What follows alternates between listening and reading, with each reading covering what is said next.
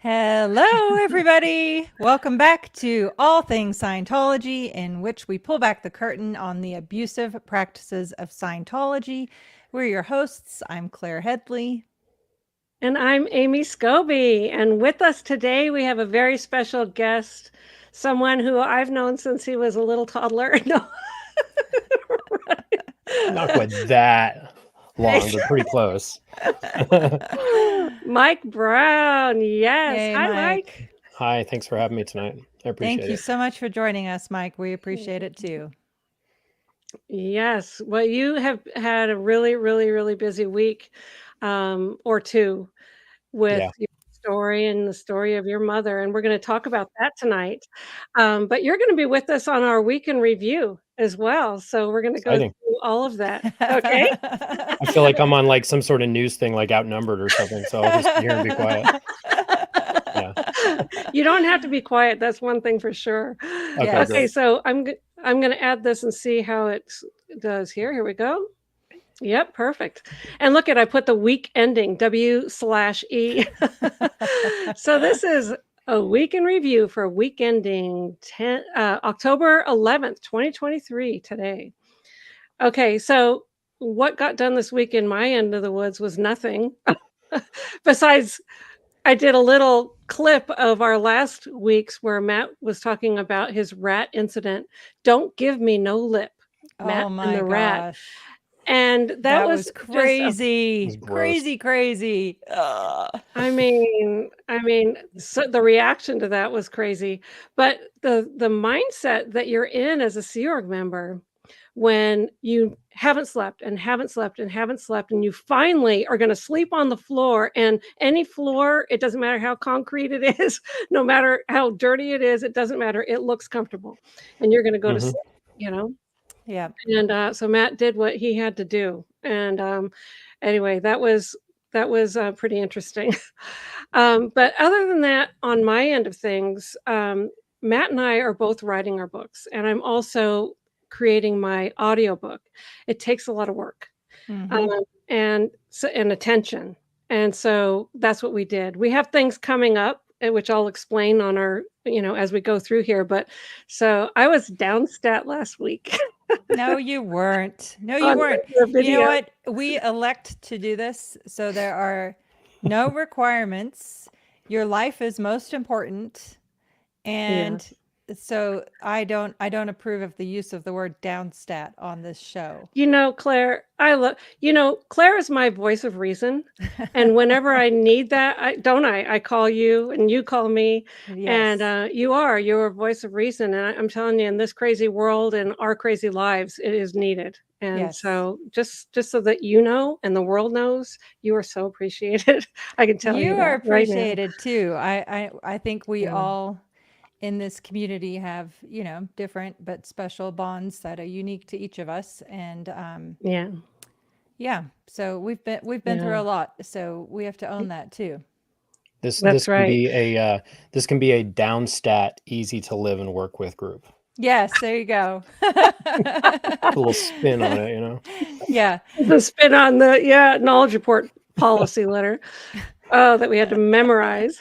But and then Mike, I'm so happy that you're in this community too, Me too. because I have such a huge heart for you and everything that you do and everything you stand for, and also just the love in your heart and your family. Oh man, it's amazing. And so that I feel is such an injection of light and love into this community. And so I really appreciate that you have taken the leap, even though it's added stress onto everything else you've got going on in life. But we love having you here. Well, I'm very glad to be here. I'm very fortunate to have a very supportive family. My wife, Emily, is amazing. She carves out time so that I can come up here and, get on and be able to share these stories. We both think it's very important. And it's actually something that I've wanted to start kind of sharing for a long time. And I wasn't ever really sure if I would be able to talk through these things. I do like to talk. So that's good. But I Yeah. wasn't really sure if it would ever make sense for me to do so. And it's allowed me to reconnect in a way that I can kind of start to share my story a bit by bit, but also be able to help my mother. And we'll talk about some of that tonight. But Yeah. therapeutic, because in the way that I left, I didn't have anything Scientology or Scientology adjacent at all in my life. So Mm-hmm. do this is a good way to process a lot of things. And I'm hoping by going on different people's channels, I'm going to be on with Mitch tomorrow. I think Laura and I are going to do something next week, which that'll be interesting. I think Wednesday. So we'll get on and talk together too. And that'll be an interesting conversation. I'm sure people want to hear that, because I was Yeah. several years older than Laura, and she doesn't necessarily remember me as a person that she enjoyed being around. But we have a lot more in common now that we've had a chance to talk than we have ever thought we did. So it's going to be a really good conversation. So doing this is Yes, and she's something to, and and she's an chat, by the interesting way. Yeah, yeah, and she's in the chat, and she said, at the outset, she said, "Okay, time for some healing." Yeah, Yes, for sure. This is gonna be very, yeah, it is. I'm really glad, Mike, I'm really glad. me too. And then to continue just, what was done this week, we had another week of the film that trains Scientologists to catch suppressives. Mark and Mitch make a Scientology film. I like that Mark and Mitch make movies. Yes. That's what you texted me today. I thought that was funny. But anyway, so that's another one that they did this week. And then you did Scientology's next big money grab. What was that one about? That was a live we did. Oh, I'm not sure. Oh, yeah. So we did a live yesterday with Mark and I and Mike and Christy. Oh, wait, Yep, I this have was a from the picture of that. week before, I think. Gosh, see, I'm losing track No, of I'm good time. at I'm good at getting everything that's after our last one. Oh, So you're you very must have good done at this. that. It's my brain that's not keeping up. It's your brain. Well, you did probably were talking about Oh, the this was on Thursday. We did this on Thursday yeah. last week. Yep. Yeah. Uh-huh. And so it was Mark and I and Mike. And yeah, just chatting about Scientology nonsense. Okay, well, that's awesome. I'm so glad you do, and I love seeing Mike on all these channels. And then, of course, Yes. here we got Leah and Mike interviewing Rosemary about elder abuse and Scientology, Oh, that was and there amazing. she is. Yes, the world was happy to see Rosemary there, and that And was she is such a watching live good right now as interview. well. Yay. Hi, Rosemary. I laughed so hard when she was like, and I just realized LRH is a piece of shit. It was the best. Absolutely the best. Oh, Yeah, it's just kind of seeing her funny. face and her voice, and I love the explanation, the detailed explanation of the mind or thoughts pattern of what occurs as you are distancing yourself and coming to a realization and realizing that, what you've been involved in wasn't what you thought you were involved in, Right. and that it's so valuable. It's so valuable to break that with other people, and for them to hear the process that took, I think is just fantastic. And Yes. Rosemary, hi. Oh, just I wanted to tell you so many times, give her a hug and a kiss from me, but if she's listening, mwah, there you go. Yes, all the hugs for Rosemary. Yes, and then Mike got in on the action there too. I had to get this screenshot. So he was in there helping out with the AV, and then auditing, then also adding some commentary in there, which was also extremely valuable. I think this is going to go down in history as one of the most important exposés that have been done about what goes on in Scientology. Honestly, really. Yeah, Completely. we're hoping so as Absolutely. well. It's a Yeah. extremely brave of her to share this story. It's especially given that she's only been out for less than 2 years at this point. Well, just Right. yeah. So anyway, we'll get into some details about that, because she and I had a very Yeah. interesting conversation today, and I want to share it with everybody. It's going to be good. Okay. Nice. Oh, we want to hear all about that. Yeah. And What were you gonna? remind me to talk about the phenomena of the internet and SPTV when we have that conversation. For sure. Okay. Yeah. Phenomena. Okay, good. And then also you went on Aaron's channel with Sterling, and you had this great conversation. I loved this video, Scientology's fake Navy versus the real military. But there were so many good points in that. That I mean, I took a ton of notes from watching that because it's so true. All the different things that you brought up, and I urge anybody who hasn't seen that video to go and see that. Watch it on Mike's channel to give him some love and support. Yes. Because it's really good. Really good. Awesome. Yes. Did you hit your watch hours yet, Mike? So I have. So Hey. I've hit my subscriber count, and I've hit the watch hours. Actually, I hit the subscriber count like within the first 24 hours, which is crazy to me. I have a good Totally friend crazy. at work. He watches my videos and stuff, but he had no prior information about any of this stuff. And he has his own little YouTube channel, and he's like kind of working on it. It's kind of his little side hustle. And he's been doing it for a little while. And, then I get on, and then just like all of the support shows up, and he's like, man, I have like 24 subs. And I'm like, oh, that's great. And he's like, this is crazy the way this is happening. It was hard for the algorithm to catch up with people that were interested in the story. But I have hit those milestones. I'm starting to work through the process of kind of making the channel more official. So I'll just chip away at it, and it'll kind of get better as I go once I figure out what I'm doing. So nice. Yeah. Awesome. It's really a learning curve, and and it does get better and better and easier. Boy, it was like jumping through whatever hoops when I first started. Now I'm a whiz. No, I have fun with the editing. I figured out what software I could figure out, and that has nice little things that I can do, effects and everything like that, which I like. So this is another video that was done. This is the one you were talking about. Yes. With Mike and Christy talking about the IES event, right? Yes, that's right. This is the one we did last night. Yes. Yeah. That was a fun conversation. I was there with you on that. Yes, I saw you. Thank chat. you for joining us. Yep. Of course, absolutely. Always. I would have been that little square in the center there if I. Right. It gets funny when you have so many, but yeah. Yes. Love all of you guys so much. Yeah. Likewise. And then I've got a YouTube comment of the week. This is on my channel. Somebody who does great comments all the time, which is Love It 7484. You want me to read it? She said first. Oh yeah, go ahead. Oh, go ahead if you want to. Go ahead. Yeah, sure. I'll read it. First, thank you for sharing your book.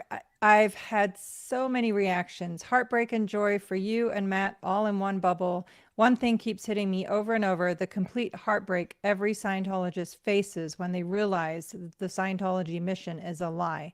The complete loss of everything they've believed and worked years for smashed to bits. As much as DM angers me to rage, I have a soft spot for Scientologists. As never-ends, it's too easy to just get stuck in the anger of what this cult does with abuse and fair game. Truth is, these are people's lives who, through careful manipulation and isolation, believe they are on the side of the angels. Every member of Scientology truly wants to help the world. Oh, my heart breaks for that loss when the truth is revealed. As a never-end, I think it's important we use the anger we feel to fight for change alongside of ex-Scientology members while keeping our compassion and love for what these members have gone through. I have so much more to say, but a comment isn't supposed to be equal to the book War and Peace. LOL. Love you. That's a wonderful comment. Yeah, and I think it's just so true because how do you describe to somebody what it takes to actually get your mind out of a cult? Right. Especially an abusive one. And but the support from this community is just amazing. And that's part of the healing process, is talking about it, talking with others about it who've been through it, talking with others who've never been through it and have a complete different perspective of like how things should have been. But anyway, I just love that comment. So Love It 7484, email me, amy@scoby-publishing.com, and I will send you a copy of my book. I really appreciate that comment. Yes. And by the way, I think now is a good time to give a shout out to all the amazing partners like Emily who, have, I don't know, it's just it's so hard to work through all of this. And Emily is an angel, as are all the other partners that stand by people like us who have been through all this and have so much trauma and so much embedded language, isolation, inability to ask for help. You know, we have to break all of that down, and it takes a really special person to do that. So shout out to all those amazing partners out there who have shown Yeah. love to us former Scientologists. Yes, I know. Absolutely. And I have more to say on that. I should probably do its own video, but when we get to the show and tell, I'll tell you a couple more things. But I'm actually my heart is so full that there's so many compassionate people in the world. Yeah. Like, okay, so I'm not going to go into that much more detail because I really have a lot of emotion about that. Yes. Living in a place that didn't have that for a very long time, Yeah. and taught you that the outside world was mean and destructive. And there is a lot of that in this world, but hey, there's more good than there is bad. Yep, absolutely. Yeah. So I wanted to share the photo of the week this week, and it is a collage. Oh, nice. Oh, of look at little that. Davy. Someone put this up on the Cults and Crafts. Oh, it was just so great. And so I had to download that. There's the little Navy anchors and stuff, and Davy in all kinds of positions being a chew toy. Yep. And no pricks allowed on the mat there. Little pin pricks all over him. Yeah, next to a skull and crossbones. Oh, he's Yep. been cuddled by a kitty. That's kind of cute. Yep, little Davy Oh, doll has shipped all over the Mm. world at this point, including to Denmark, Austria, Australia, New Wow. Zealand. There was one I did today that, if I can find it real quick, I was like, wow, I don't know that I've ever shipped to that place before, which is unusual because I've shipped to many, many, many, many different places. Anyway, I'll find it and Yeah. tell you which one it was. Okay. Oh, Finland. Finland. Finland. Yes. Finland. Oh, little Davy. Yes. Troll is going to be in Finland. Wow, that's amazing. Well, here's my special photo that I took, which is thank you, John Stokowski, or however you say your last name. But Yep, that's it. John Zatowski. Providing endless humor to the SPTV community, one live at a time. Yes.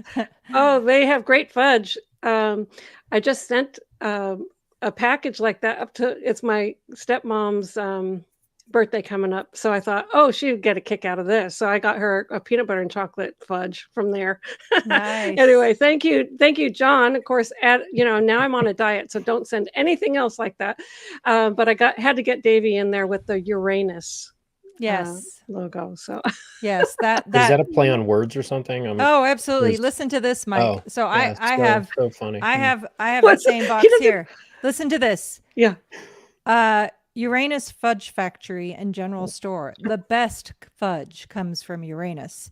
Probe Uranus deeper. Sign up for our newsletter to stay up to date on our products, events, and special offers. Anyway, and there's a whole news. Fudge packers. Yeah, I mean, it just goes on and on and on. There's a whole newspaper or like a newsletter. Emily's Aaron gonna be did a like, great "What job are you talking showcasing about?" it, and he even sampled the fudge, and it was Oh, really yeah. funny. He probably had it in his teeth, and it was, oh, yeah. I can imagine. Oh, that's boy. funny. But anyway, it is really good fudge too. So that was good. And then the next thing is Scientology word of the week. And my husband picked this one, Matt. Okay, you ready? Nice. Yep. Play. The normal definition is activity engaged in for enjoyment or entertainment. Sentence, play can relieve stress and create joy. Scientology definition. This is a quote out of Problems of Work. It says, somebody invented the difference between work and play. Play was seen to be something interesting, and work was seen to be something arduous and necessary. Play is almost purposeless. Work has purpose. Play should be called work without purpose. Activity without a purpose. Cult speak. Production is the only basis of morale, so get back to work. There's no time for play. How do you like that?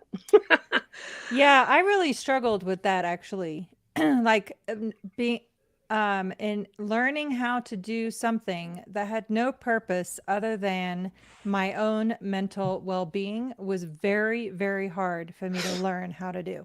Tell me about it.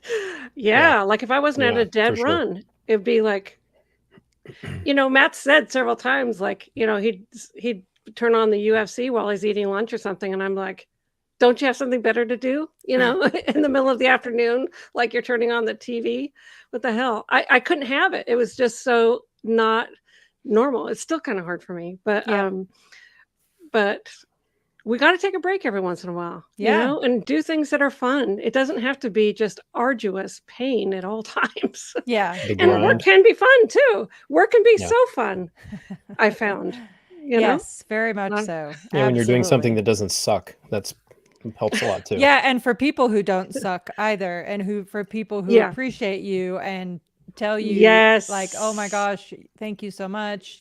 hmm Yeah, like I had a conversation like that today, somebody I've worked with for 15 years, and they're just like, "You have no idea how valuable your work is, and we could not live without it." I was just like, "Oh my gosh, wow, thank you so much." Mhm. Mhm. It's really important to Yeah. learn to show appreciation, and and I tell people that all the time. Like anytime we Yeah. interact with somebody, I'm like, I this cannot be for free, because we were so taken for granted, taken advantage of for so Yeah. many years, that I really feel huge guilt if I feel that I'm doing that to somebody. Like it's actually repulsive now. Right. For Right. sure. Yeah. Well, I for me, understand one that. thing that I struggled with was trying just to learn how to relax and just to have like quiet time to yourself and to do something for yourself that was I don't know, just individually focused, because the whole idea of, just focusing on you as an individual person and your mental health and your physical health was almost frowned upon. Yeah. Yet the great leader was, going on scuba diving expeditions and showing all of his Oh, underwater photography. So oh yeah, yeah. it's a lot to deprogram out of. And going into the military was a super easy way to relax and just kind of chill out. I was So gonna. it's been good. Yeah. I'm sure you Yeah, had just so much we've downtime, heard right? we've heard a lot of your stories, Mike. Mark and I were both like, "What?" We need to hear those stories we'll have to soon. Well, do a I will live with honestly yeah, say, it needs its own video and stuff, and I'd love it to talk about does. it. But I can Yeah. honestly say that getting used to living like that when we lived like that in California, being at the Int Base and working like the way that we did, when I went into basic training and advanced individual training, which is kind of the follow-on job specific training in the military, it was very easy to put up with what other people were dealing with in terms of psychological stress. There was a lot of physical stress that you had to go through and like all of the things that you had to accomplish. But in terms of the psychological aspect, I was like, it's not that bad. And Right. then the only thing that came close to it was when I did training, which is called SEER School, which is Survival, Evasion, Resistance, and Escape. That's sort of like if anyone's seen the movie G.I. Jane when you're in the concentration camp. Well, pilots get put through that kind of training so that you're ready in the event that you get shot down and separated from your unit. Going through that was like, okay, this is sort of like, feels like I'm, back at gold now. There Oh was a lot God. of physical aspect, much, much more, but the psychological aspect was very similar to what I was already used to. So it was kind of an easy transition that way. But then I've had to work through, just the relaxation aspect myself, and, just the mental healing, which has come slowly. So Yeah. No, that Yeah. makes sense. Yeah. One thing I did with my mom when I was taking care of her in hospice is we got adult coloring books and a bunch of pens and pencils, and we just sat together and colored, and it was like so therapeutic somehow. And so after she passed and I was taking care of Matt's mom in hospice, I did the same thing. I got a whole bunch of coloring books and just she and I would just sit there and color. And it's just relaxing. It takes your mind off of everything, and so much peace. Could you imagine if I was in the Sea Org and I just started coloring? you probably I'd be think you're sent to the nuts. RPF. Yeah. Yeah. I'd be sent to the RPF or something Yeah. stupid. But anyway, Yeah, it's Yes. crazy. Anyway, Crazy. that's all. It's sad that so much of that was normalized on us to such an extreme extent. And like in your case, Mike, at such a young age. Yeah. Well, look And who's talking. well, fair, noted. Yes, I'm just saying I was, being Yeah. the host. Being But gracious, yeah. I appreciate it. But yeah, no, it's no just, case on post, right? yeah, no, I know it is just so much to work through, but I am encouraged by the amazing community of people that have sprung up in this world out here, and to be able to help others by sharing our experiences, I think is hugely beneficial. Absolutely. Yes. Absolutely. Yes. 100%. Anyway, I don't know when you want to talk about, if we want to talk about some of the fun, some of the Aftermath Foundation progress. Do we want to wait until November 4th? Is that when you want Yes, to? we're gonna, Because I just wanted to say, like, okay, Wonder Woman, you're gonna definitely be speaking up on some of the things that are ongoing, because behind the scenes, you guys, it's just, it's really fantastic. It's really fantastic. And if I won the lottery, you'd get half of it. That's what I think. no, that's okay. No, we will have all The big kinds of Powerball updates. that's like, almost $2 billion. Yeah. I mean, go Claire. Get it, have her sign something. Okay.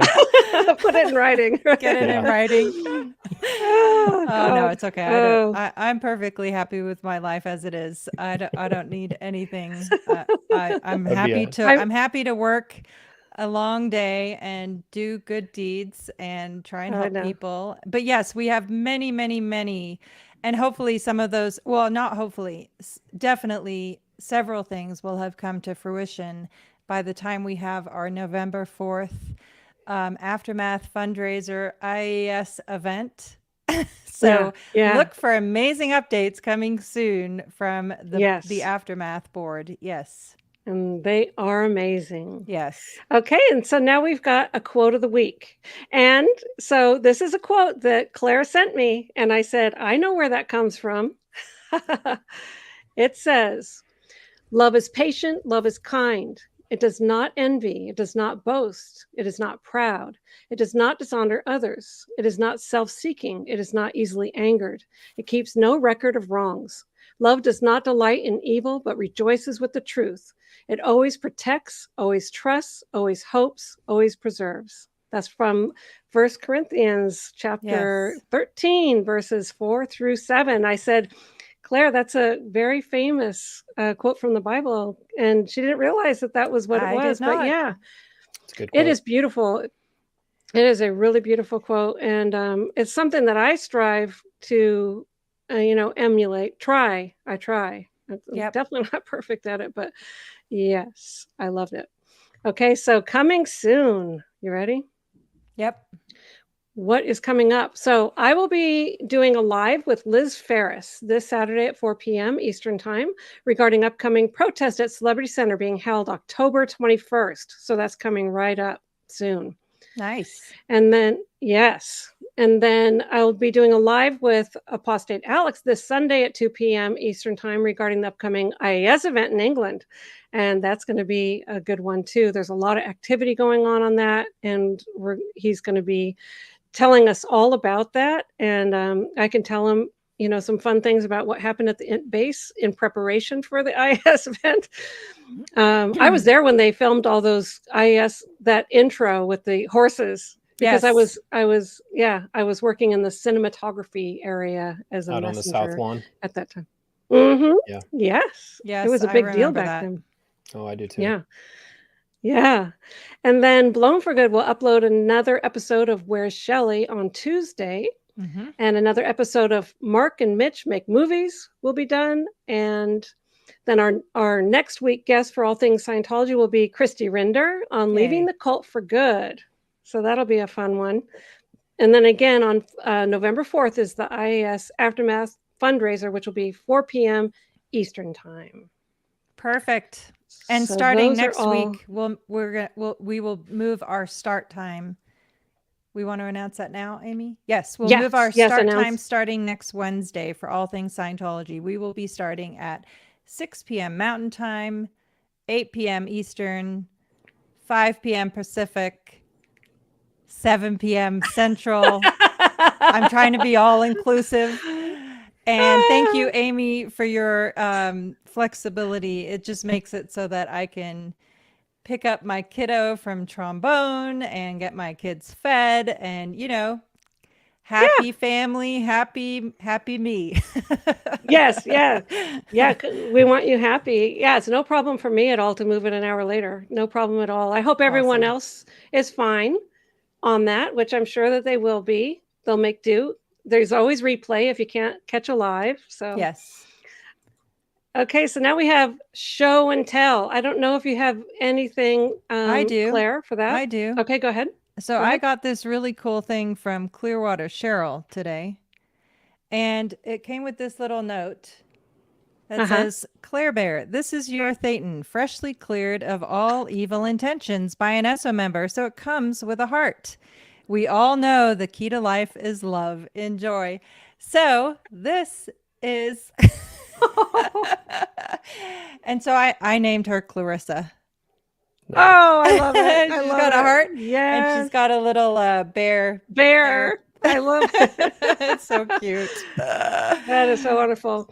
Well, I got this. Be the change you wish to see. Oh, that's awesome. If I go this way. And inside, this is one of my subscribers. Her name is April Goodson. And she wrote me this lovely, lovely note, and I can just read it real quick. It says, Amy, I really hope you enjoyed this notebook. As a proud never-in SP and member of the Beehive, I wanted to get you this to remind you of exactly what you are doing.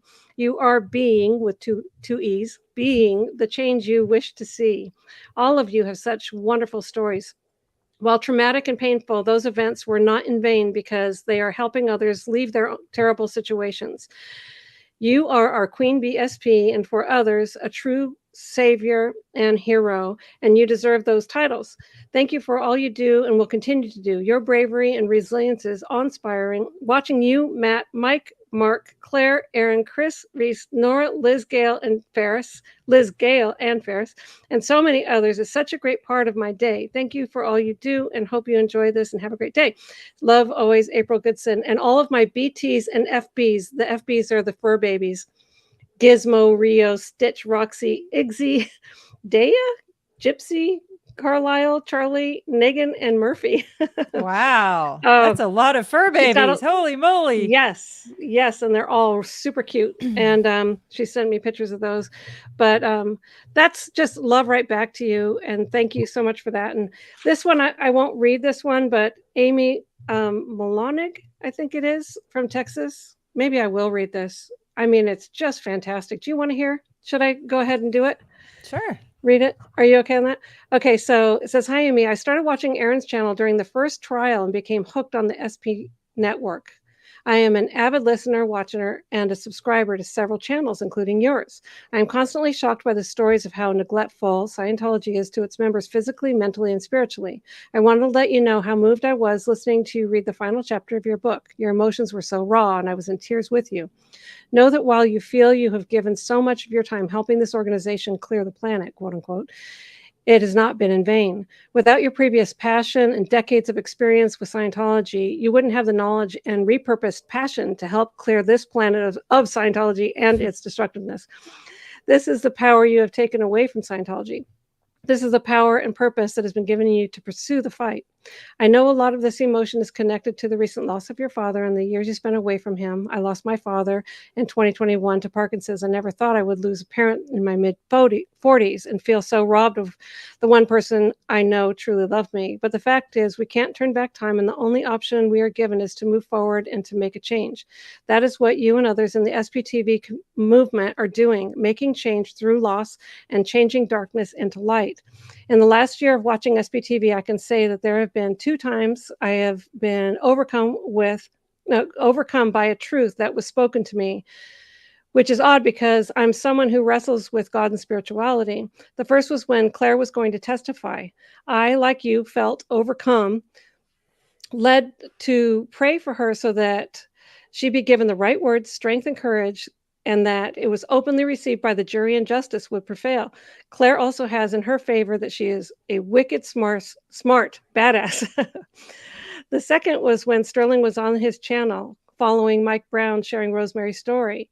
He was rightfully emotional over his parents still being in the Sea Org. Again, I was overcome by a feeling that Foster and Barbara will come back to Sterling and hope in my heart that this comes to fruition.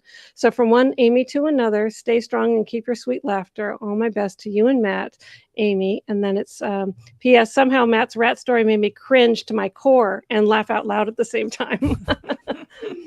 Those are the best kind often. Yeah, I know. Wonderful. But anyway, I mean, I bring this up and this notebook up and that comment of the week up because those are the comments. This is the community that is holding us up with love and support. And it makes all the difference to encourage us to continue. And I just want to acknowledge that and thank these people and everyone who comments and supports in any way this community. I can't say it enough. I know, completely. It's really amazing. Yeah. Yes. Yeah. Truly. So here's a plug for if you are not subscribed to any one of our channels, please go to Blown for Good and subscribe, or Queen BSP and Mike Brown 101. For any of the people, we got about 1,000 people watching live right now. If you're not subscribed, please do so. It really helps us. And that is it for a review in the week. Awesome. Big Week in week. review. Full week. And now Yeah, for our for guest sure. of the week, Mike, we're giving you the floor. Well, thank you so much. Yes. I very much appreciate it. I feel I didn't have anything ready for show and tell. I was going to bring my my new little Davy doll Nice. that I got in the mail. The problem is overnight he keeps moving back, and I find him in the morning hanging off the bottle of scotch. I don't know why, but he just keeps making his way back there, and it doesn't make any sense to me. So I need a picture anyway. of that, please. No problem. Yeah. So it's like it kind of makes sense, but anyway, humor Yeah. nonetheless. So I did want to cover something because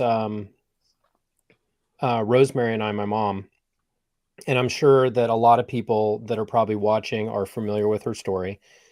I'm going to kind of jump in a little bit, just kind of about halfway in and not really give her whole context because it is a lot. But she was working for the Sea Organization for 35 years. She was up at the international base working as an executive assistant for Ronnie Miscavige Jr., who is David Miscavige's older brother and who worked as a marketing executive international for a very long period of time, at least a decade.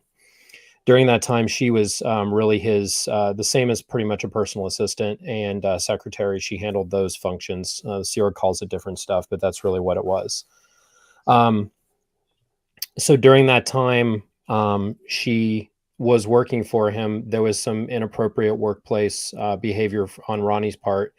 And when that then was found out by the Religious Technology Center and that was investigated, Ronnie had, I guess, divulged that in his interrogations he was getting. Rosemary was ultimately punished for that and removed from that organization where she was the executive assistant. And later, she found herself in a lower organization, still up at the international management level, working at Golden Era Productions, taking care of the VIPs. So she was in charge of the VIP meals and their living quarters. It was like these very nicely appointed little apartments that they have on the south side of the property. She was in charge of keeping those, and kind of being at their availability on whatever these very important VIPs would need. That this would be any like artists that would come to the property, any guests of Religious Technology Center. Mitch Brisker, Danny Sherman were probably two of the frequent flyers down there. Yeah. So then years later, so this is about 4 years pass, and after this time, Rosemary, I had blown the gold base. I left, and shortly after that, she was then rounded up with a bunch of other people and sent to the Rehabilitation Project Force in Los Angeles. This is the thought reconditioning camp. I can't overstress enough how much being on the RPF, and Amy, you've talked about it quite a bit because you have experienced this. You have rights and you're handled like you are a prisoner. Like somebody who is incarcerated, that is what it's like to be on the Rehabilitation Project Force. And I will probably say that in terms of their living conditions and the food that they eat, being a prisoner would probably be a step up from being in the RPF. Oh, 100%. I mean, yes, absolutely. It's worse than being a prisoner. Like a prisoner can speak to a guard. An RPF, someone in the Rehabilitation Project Force, is not even allowed to originate communication to anyone not also in that program. Correct. Like you are locked down. And you can never see your family. You can't see your family. I mean, they could be on the same property. There's no conjugal visits. There's no, them. like that stuff doesn't exist. Yeah. Right. So anyway, just frame that in mind. So she was already in a situation where she was in trouble for this at one period. 4 years passed, and then later she was then sent down to this Rehabilitation Project Force for that reason before, on what she had done when she was really the victim of a situation. And and I'm going to kind of bring this full circle. How much time elapsed? But 4 About years. 4.5 years. Okay. Yeah. So this is double jeopardy, where she was already removed from this job. When she was, in fact, in the position where she was, a victim of a senior executive in this situation. And then 4 years later, they're just kicking all sorts of people off this base. By this time, Ronnie and, most of the other Miscavige family had already blown and was gone from the Int Base. So Rosemary was just like, well, I guess, I don't know why they kept, like maybe they kept her there because it doesn't make sense. But now she was and the only crime they had against her, because she's a very caring, loving, hardworking person, was this out 2D, which is their code for, inappropriate touching of a, personal nature, the way that they call, that's one of the worst things you can do in the Sea organization. And that's what she was then sent down there for. They didn't so much as convene one of their, bullshit justice procedures. She didn't have a committee of evidence, which is their little version of a court martial or a court proceeding. Right. She didn't even have an assignment, like an actual piece of paper that told her why she was there. God. She went down there and she was sitting there on that program, and they were working her and all this for 2 months before, down in like the LA area, they're like, why is she here? We don't even have any paperwork on her. And they had to generate that and send it down so that they had a thing so they could start doing her, processing in order to get her through this thing. So that's the complete disregard that, and she wasn't the only one in this kind of category. There was probably more than 100 people from the international base that were in similar situations. Theirs unique to them, but this was hers. So what I wanted to do is and in the conversation I was having with my mom, there was a bunch of other things that transpired over the course of many years where she was then taken advantage of by Scientology. She had money that was extorted from her of a massive quantity once she became a senior citizen, and any sort of, they were running up credit cards in her name, and she was just stuck with unbelievable abuse of, personal abuse, physical abuse, mental abuse, and financial abuse that is extremely detailed documentation that has occurred. And she's, she keeps copious notes on everything, and she has great records. So we have all that. But what I wanted to talk about is, because she and I were talking about this today, was what it was, because when I didn't know ever why she was on the RPF, I was out of contact with her, and she had disconnected from me because I was a suppressive person because I blew. And at some point we'll have to do a whole thing where I talk about my SP declare, because I actually have the piece of paper. So we'll have to go through it. It's a lot of fun. Oh yeah. We have ours do it too. Together. We have ours too. Oh yeah, we have to talk about it.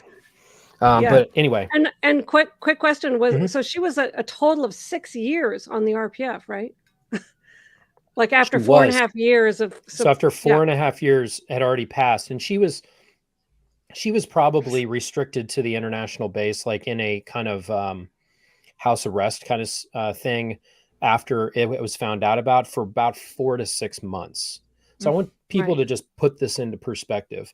Yeah. If I told you you're going to be on house arrest for a day in your normal lives, you would look at me and say, there is no way that's going to happen. Right. So now extrapolate that out into weeks, months, or years. We're talking about prison sentences for people of, that have committed crimes that are shorter than these periods. Right. Like, For this real. is serious. The amount of control that they have, taken of these people's lives is unbelievable. Yep. So just And to it's frame not it even now, a house arrest, like where I've got my refrigerator or whatever. I oh mean, no, these are like you're in a work you're camp. put in like bad conditions. Yeah. You're in a work camp. You're in a labor camp, and you're Mhm. not being well taken care of. So we'll fast forward quite a long time. This is right before we're in the process now of kind of working out what it's going to take with the Aftermath Foundation in order to get her out of Los Angeles. So now we're up to the point of late 2021 is when this would kind of be in right around. So I was talking to her on the phone, and I usually on my drive home every day, I would call her any extra time I have. I would just call her because she's in this like nursing home in Glendale, and I'm just trying to kind of help her process so much that she is buried deep. And she was telling me how long she spent on the RPF, and I had no reason to. I had no understanding or no reason to believe that she was on the RPF for any reason other than one that she needed to be there for. So I asked her, I'm like, Mom, why were you on the RPF? And she's like, well, I don't, she's like, I feel really embarrassed to say this. And I'm like, you can share with me. It's okay, but you don't have to. And she told me about the reason why she got sent down there, because it was of this workplace abuse that had occurred where, an executive kind of took advantage of her. And it was hard for her to say. She's like, I didn't, and she just told me like just the words, like it was out 2D with Ronnie Miscavige, and she didn't elaborate on that at all. So after we had talked for many, many weeks, just going over it, she started kind of telling me and what it consisted of. And I'm like, Mom, that's not consensual. You were victimized in this situation.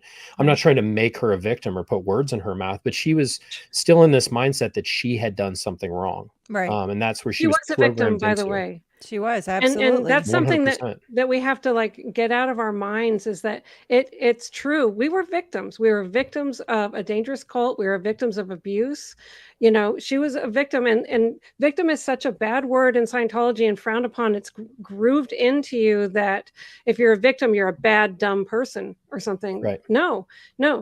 She's strong and she's a loving person, but she was a victim of abuse. Yeah. 100%. And the victim blaming and shaming that is built into Scientology policy. So intense. Even separate to the fact that they never report to law enforcement, they enable perpetrators to perpetrate crimes and then blame and shame the victims for those. So for an individual, and this is what I started like seeing firsthand, because you hear a lot of these stories, and it's very true to say that it is extremely brave of a victim to speak out and take action in order to do something. That is absolutely a true statement. But unless you've been face to face with a person that is in that situation, you see and you hear and you experience what that means specifically for them, and the emotional and like struggle and the turmoil that they have to go through, it's a whole new level to actually like have it right there in front of you. And as I was seeing this, I was like, whoa, it's a lot for her. And slowly we talked through it, and she was able to share it. And she, did a very good job of detailing the specifics of this when she talked to her attorneys, Brad and Brittany, when they came and interviewed her and went over all the specifics. But when we were talking then today, and because now like this story has been told, she has a lot of support. There's a lot of people that are like advocating for her. And like, she knows that she's on the right side of this conversation now, which in her mind, I don't think that had fully processed until more recently. But she said to me, she's like, Mike, I didn't think that I would ever be able to talk about this. Not with you, not with anybody, let alone to actually make this so that I'm talking about it. And she said for a couple reasons. She's like, first is I felt like, guilt and those emotions that are normally tied in with somebody that's dealing with something like this. She also felt embarrassment. But then at the same time, she also she feared retribution from Scientology if she would say something. And that was something that she had. But also there was another point, and this is where I'm going to kind of take a little bit of a detour in terms of the way I want to frame some of these things. She's like, I didn't want to hurt people I cared very much about by telling this story. And I said, well, Mom, can you tell me what you mean by that? She's like, I specifically mean because she took care of Jenna, who is Ronnie and Biddy's daughter, when she was young. She read Jenna's book multiple times, and she cares very much about the perception of what people are going to think if we demonize Ronnie for what happened, and how every road is now going to lead to something bad if it has to do with Ronnie or anyone who is connected with Ronnie. And that's where it was very interesting to have this conversation, because it's very easy for anytime somebody mentions somebody, if they're telling another story, that people are going to want to cancel the conversation that has anything to do with an individual, even if it's not about the situation that is unique to her. And this is where I think that this is important. And we're talking through with her, she feels very strongly that she does not want, if anyone needs to tell their story, and it includes, for instance, Ronnie, I'm not, and I'll probably go out on a limb and say that I'm probably somebody that doesn't like Ronnie Miscavige very much, but I do agree that this is a good way to look at it.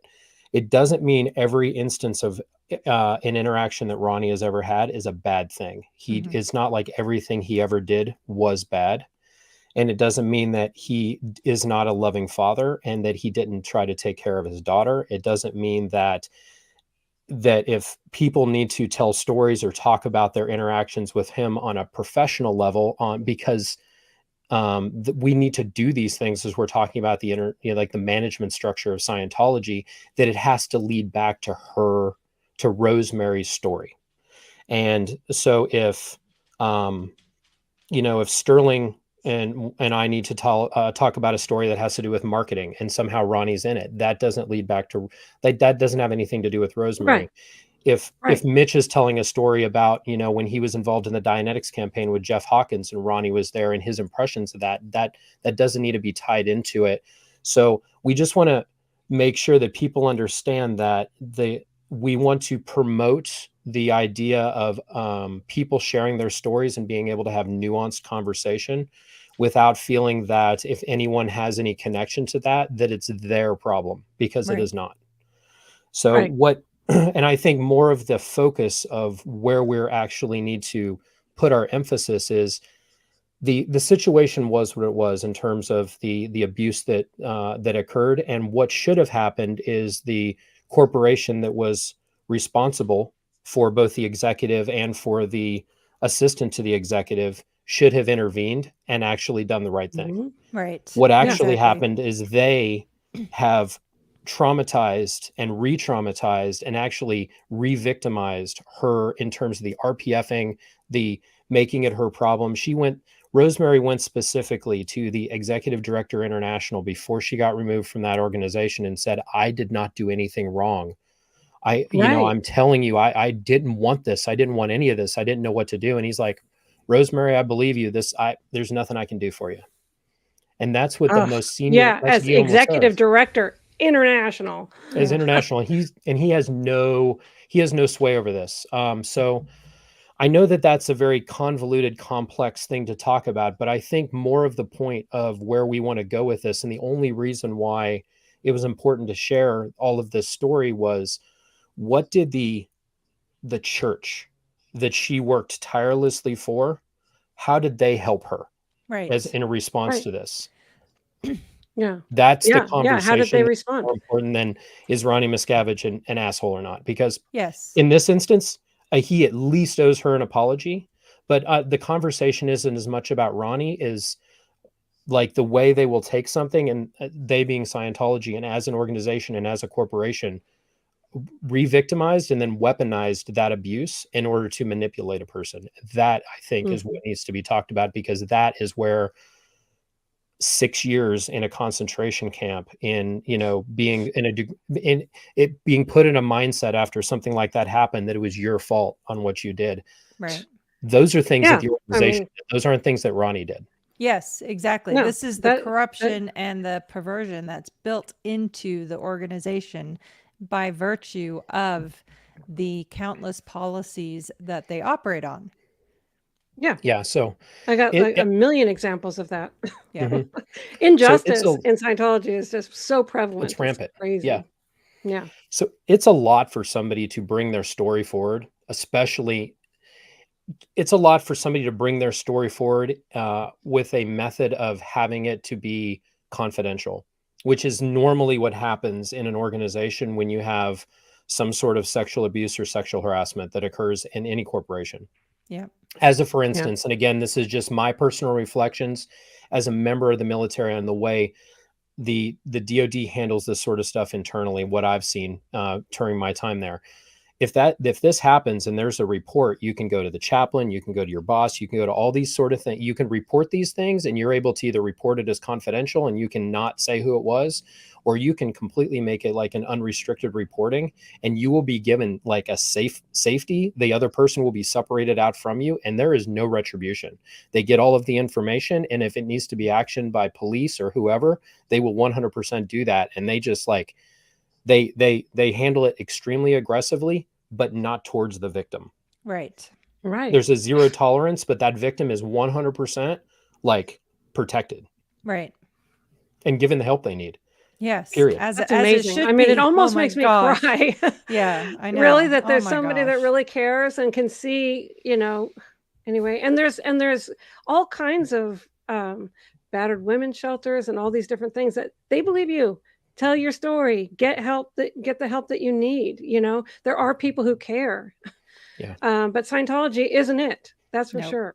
If you want sympathy, if you want help, if you want true, compassion, it's not going to be found in the cult of Scientology at all. The Yeah. opposite It's is not. instead they spent 10 and a half years of her life punishing her for that. Right. 10 and a half Yeah. years, 4 and a And then half at that there, point, and then yeah, at that point, so just put yourself in the frame of mind of you went through all of this like abuse from the church that you were relying on in order to provide you your spiritual salvation. This is going to make you like, this is the sort of indoctrination that is akin to like what people deal with when they're in North Korea. Right. So Exactly. she goes through all this, and then as soon as she's a senior citizen, like now they'll start harvesting her like money that comes from her. Does this not seem like I think it's literally the organization is so corrupt that they just couldn't help themselves, but it almost seems intentional. It's almost like, can we manipulate this thing this far and then this happens? When you line it all up, you're like, good God. Right. So, yeah, no, anyway. it's layer upon layer of insidious manipulation. The It's a lot, victim yeah. shaming, the victim blaming, the organization protection of the perpetrator, the lack of any justice, the perfusive amount of injustice, and then the organizational structure that keeps that all perpetuating. Yeah, Mhm. it's their policy. And thank God Rosemary had you. Like Yeah. there are hundreds of people, seniors, still in the Sea organization, apparently like up to 200 that are currently out at the hacienda that are being kept in the gates there because they can't even go to Dunkin' Donuts, God forbid they get outside of the gates, where they might tell their story or something, but they're captives. And anyway, boy, family have people in there, do welfare checks. That's what I recommend. Absolutely. Like just So rain it down on them. So the normal procedures and me using the example of the military's procedures, the corporations all have the same thing. HR is this is the policies that exist. Now, does that mean that it's going to be that all instances are handled properly? No, there's always going to be problems and injustices in the world, no matter which corporation you're talking about, if you're talking about a government or whatever that is. But I'm talking about what exists in terms of like, what is the process for dealing with this? Is there a process in place that has anything to do with how you would be able to, can a person come forth with with at least with the process being able to say, hey, can I come forth and say, hey, I have a complaint, this happened to me, and for it to be taken seriously. So there's no policy that exists in Scientology or in the Sea organization in order to promote even a shred of safety for people to be able to report things of this nature. It just doesn't exist. Yeah. So whether a corporation or an organization does it right or wrong, the thing that I'm looking at is does it at least have a plan of action? Like this, you would think when they go through their estates project force and their EPF, their indoctrination, okay, well, what does that teach you about what the rules of the organization are? How do you handle workplace disputes? How do you handle sexual assault and sexual violence? That doesn't exist. You get to listen to Hubbard talking about like how to do fire drills on the Apollo. Like that doesn't have, that's not going to help. And how to clean windows. Yep. Yeah. Super. And then you get to, the ethics course and like the introduction to Scientology ethics, where you learn that, hey, if you don't do things our way, we're going to declare you a suppressive person. Let's indoctrinate that early and often. And we're going to tell you, you'll never be a victim. No, there's something empowering about the idea of like, hey, if you can be cause on everything in your life and you're not going to be a victim, that's a good thing. And that could be a good thing as long as you have agency and the freedom with which to exercise those things. And for you to say, no, I don't want that. Like, okay, then you have the ability to do those things. If you don't have those things and you're just saying, hey, you have to be cause all the time and you can never be a victim. All that is that's literally entrapment. It's horrible. Well, they have security guards that like grab you by each arm and drag you off to the rehabilitation project force. I was 16 years old when that happened, and at 14 years old, after a rape, I'm made to do lower conditions, and the person was never reported and went on to continue that pattern of operation. Anyway, it's something that fires me up to no end, is the injustice and the criminality that goes on. And anyway, we got to get the authorities really taking action. And I'm glad that you have some action going on that too. Go ahead and keep going. I'm sorry. I just like, no, it's some steam is just like coming out this way and this way. And yeah, I know. So us talking about all this, it's I do think it's very brave for her to be able to share this story, and for her, she'll get very winded, and it's a lot for her to do this, and then to be able to talk for any length of time is just very it's very hard. So what we are planning on doing is we'll do some little small recordings, and then I'll probably edit those up and then present them on my channel, and maybe even do live so that people can ask some questions about that, and I can go over just little pieces and parts as we have time to, and as we're kind of going through these things. So I wanted to get to why is it that, we're making, kind of keeping this momentum, or trying to, share this story and keep it going. As I've said before on the other videos that we've done, Rosemary is an example of what a lot of people are still enduring while they're back there. And they're working for the Sea Organization in its various bases around the world. Mainly in their big continental units, probably the Flagland base and down in Los Angeles are probably the largest concentrations of these people. I do assume that in Europe, they probably in Copenhagen, they probably have a decent amount of old people, and then probably as well in England. So those are areas of concern. But Rosemary and I feel very fortunate that we had everything line up the way that it did, even though it was through a very unfortunate circumstances, where we've been able to get her out of there. And that was something that I never thought would happen. And it's also very unique that it did. And it's, I know a lot of my friends and, fellow cadets where we grew up together, their parents aren't out. Like Sterling's father isn't out, his stepmom isn't out. Laura's parents are not out. They're still in there. And, Catherine Spallino, Liz Ferris, the list goes on and on and on. We're talking, these people are now seniors, and quite literally, even if it just meant like, I'm not advocating for the abolishment of Scientology, although I think it is very destructive. But if they just would have the humanity of saying, hey, we are a group that is able to communicate with anybody about anything at any time, the way that we say we can. Everyone's entitled to their own viewpoints. Families do this all the time.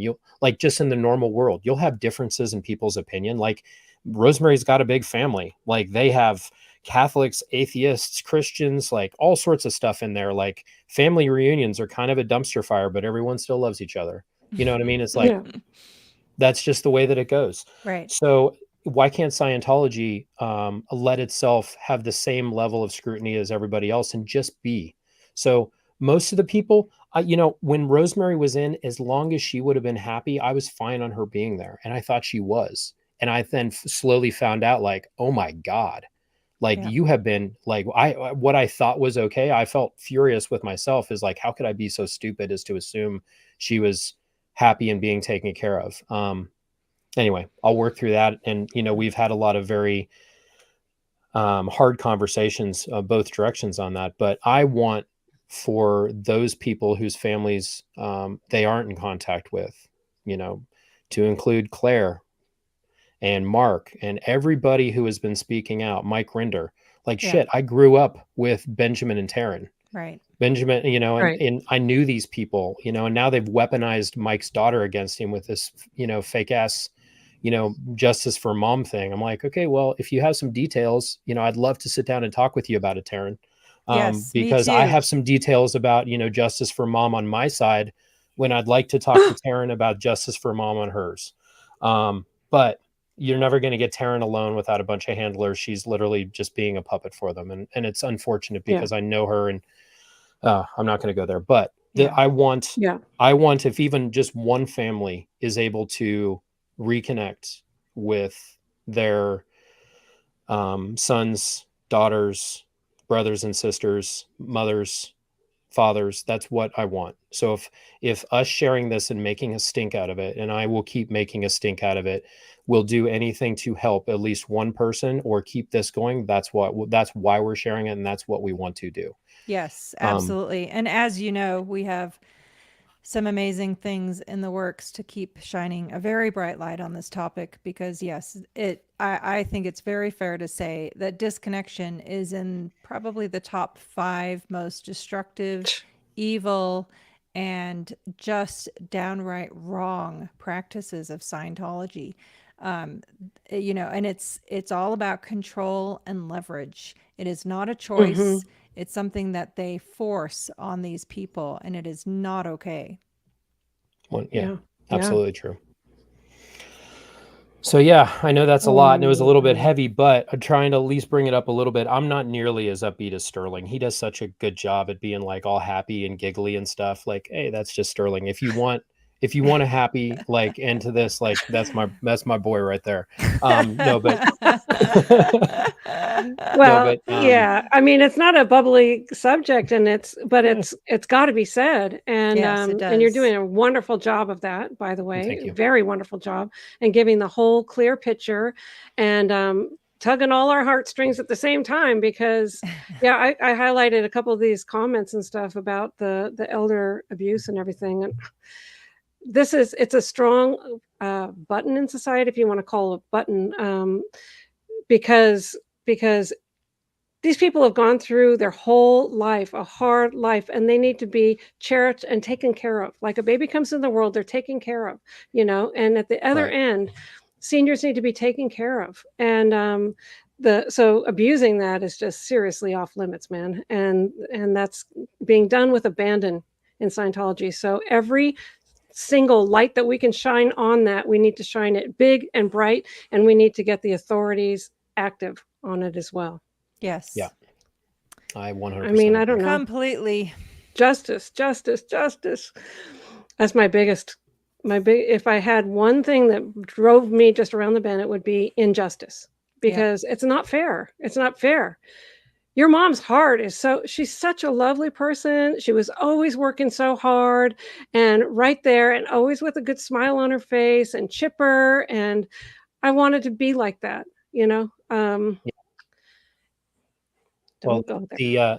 the conversation that tomorrow I'm gonna be on with Mitch, and we're gonna talk about that. We were like, well, what should we name it? I'm like, well, why don't we call it How I Met Your Mom? That's great. I love that. That's amazing. So we're gonna be on there, but Rosemary took care of him and Danny Sherman when she was that VIP housekeeper. Down at the G units is what they called it, the G's, which is, I think, was the gardening houses, or the name, whatever. It was the G's. I don't know why it was called G's. I think it was the groundskeepers thing, and then they renovated it and added a bunch of buildings. Mark might know that better, but Mitch made a comment, and we're going to talk about it some tomorrow. He's like, Rosemary was one of the people that was just so good natured. She made the crazy seem tolerable, because like, hey, she's here and she's happy. Like Right. she always have a smile on her face. And he's like, well, always in the back of your mind, you have that thought of like, because no one ever talks to each other, like that whole snitch culture. So you just keep it in. You're Yeah. thinking like, I Yeah. must be the only one having these thoughts.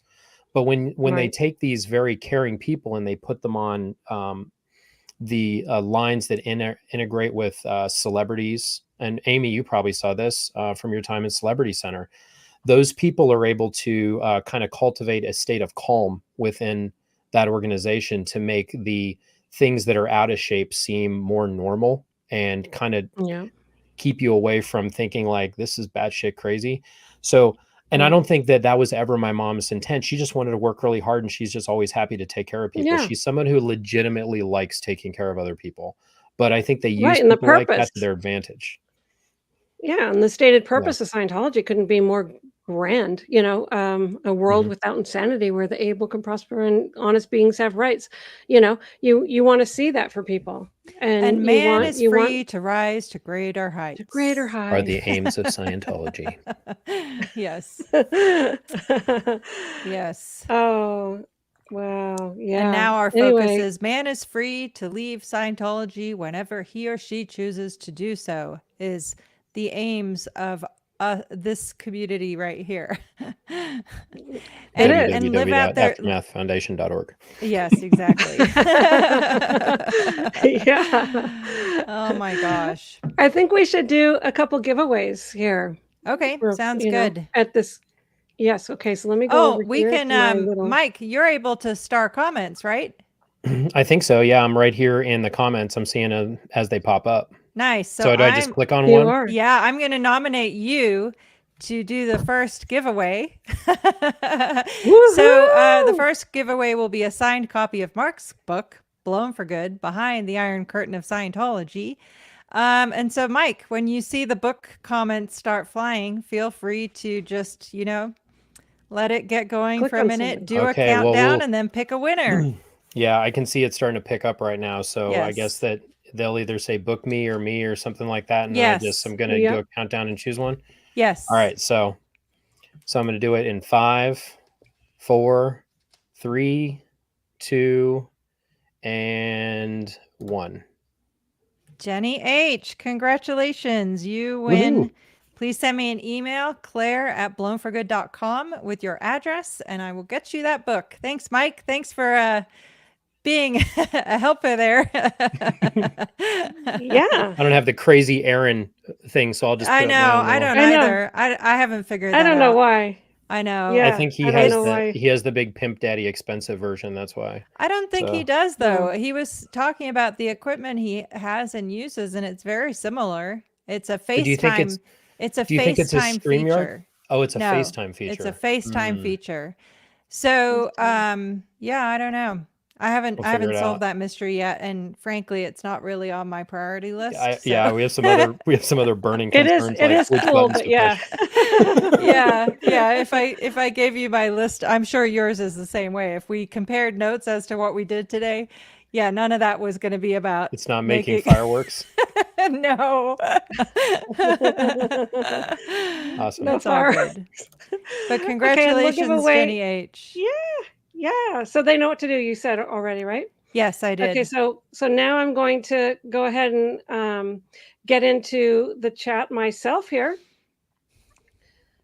Look at all these little things. Okay. So now 5. Oh yeah. So if you want my book, I just caught up, which is really good. I was going back through trying to highlight comments because when Mike was talking, I was not wanting to not listen intently, but passing up your questions too. Oh my God. Yes. Okay, look at some people want my book. So I'm going to pick you in 5, 4, 3, 2, 1.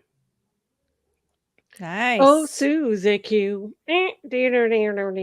So just send me a message at amy@scobie-publishing.com, and I'll send you a book. Yay. Congratulations. Awesome. That's good. And by the way, Dr. X made a donation for me to give away 5 books. I'll be using that Wow. for this. So thank you, Dr. X, if you are watching from Australia. What an amazing person. Yeah. Amazing Yeah. supporter. Oh, I didn't mean to do that. We were talking about her yesterday. No, that's okay. How do I undo it? It went by so fast. Here we go. Yes. Yeah. I heard you. And that's, that she had done donations for you guys too, to do book giveaways and everything. So that's wonderful. Yes. Yes. Yeah. Good. Okay. Is there anything? So Mike, wow, there's all these different questions that I have. Should we get into other things or should we Sure. go into comments? We can do whatever you'd like. I'm Okay. available as What about you, as you would Claire? like to have me Are on. you freaking out about anything? No, okay I'm good. I'm far? good. You- I'm good for you like are? another 30 minutes. So if we do a couple of Okay. questions and then some Q&A, does that work for you, Mike? Okay. Yeah, that's great. Okay. Good. Well, I was just going to ask you about your time at the Int Base. And so how old you were when you finally went from the ranch over to the Int Base? So I was probably around 19, maybe 20 years old. I was Okay. I wanted to actually leave the Int Ranch when I was 15 and a half, and I wasn't allowed to, and I was pretty much locked down, similar to I was put on the decks and made to want to stay. And by the time I was about 18 years old with not much education, and I did. But it was about You 18 mean or 19. for 4 years they locked you down at the Int Ranch? So it was really for the better part of 2, and then they kind of worked me over, and then meaning like, hey, okay, I guess I'll stay. I had gotten, interested in my ex-wife Samantha. Like Claire knows how that is dating in this organization. It's like, hey, I kind of like you. Okay, you kind of like me too. Great, should we get Let's married? get married. There needs to be a different word for than dating, because I think it gives Oh, you people don't this date. impression like, we agreed to date. What does that mean? That means we agreed that we like each other, and Yeah, that's about very- it. And the sooner we get There's no married, the test less chance of drive, going there's to the no time rehabilitation together. project force. Mm-mm. Yes. No dinners, No. no outings, You go to the no. RPF if you try anything like that. Oh Right. yeah, absolutely terrifying. Yeah. But when I ended up getting moved to the base is remember when they did the studio renovations, Studio 1 and Studio 2, Yes. and we Which like was, did that, which was a nightmare. Like yes. that's the first time when I was really getting good at all-nighters, is during those studio renovations. Shortly after that, Golden Air Productions had done a reorganization. And I was then moved I was gotten through my Int clearances and was made Steve Willett's organizing officer in estates. And that is Okay. probably, I have some notes on which years and stuff, but it was probably when I was 19 or 20 years old when I actually got onto the property. But we moved up to the Int Ranch when I was about 12, 13 years old.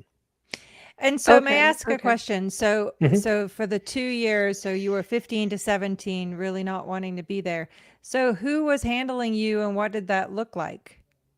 Like Yeah. what kind of I was program? assigned, Yep. yeah, so I was assigned under security. I had gone on a trip with my father because my father was a public Scientologist at the time. Now he's a good old fashioned declared SP. So good for him. Yes. But at the time, I wanted to leave. I was 15 and a half, and I was supposed to go and handle my father so I didn't have to visit him, and I could go and, work at the base like everyone else. All my friends like, Sterling and other guys were already going, and why wasn't I going? So that was supposed to be the fix. And I decided like, hey, I want to leave, but I didn't want to just blow because I wanted to be able to talk to my mother.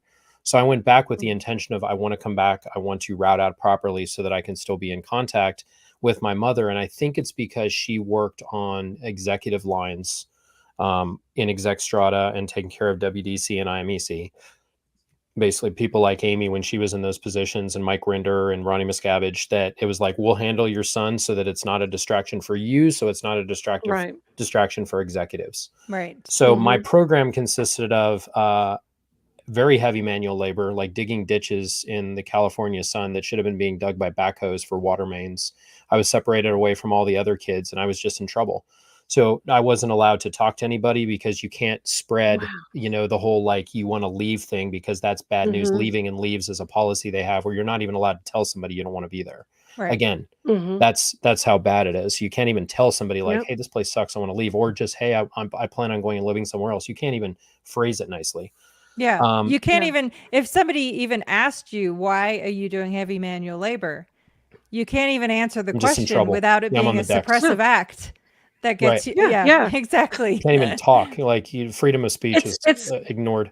and Um, and information control, because if mhm, you have the information, your mind can you can think with things and make right, actual decisions. But if all the information is being withheld from someone, they can't make an actual sane decision on anything. I learned that. right. So my auditing program, which I thought I was just going to go back and get through a leaving sec check, they put me on the Int rundown, and I was on the Int rundown Eh. for over a year. And every time I would be taken in Oh, session, they're asking you questions. It's about like you, like as a spiritual being, wanting to like, yeah, having trouble leaving and like getting then stuck in your head kind yeah, of thing. So here I yeah. am wanting to leave.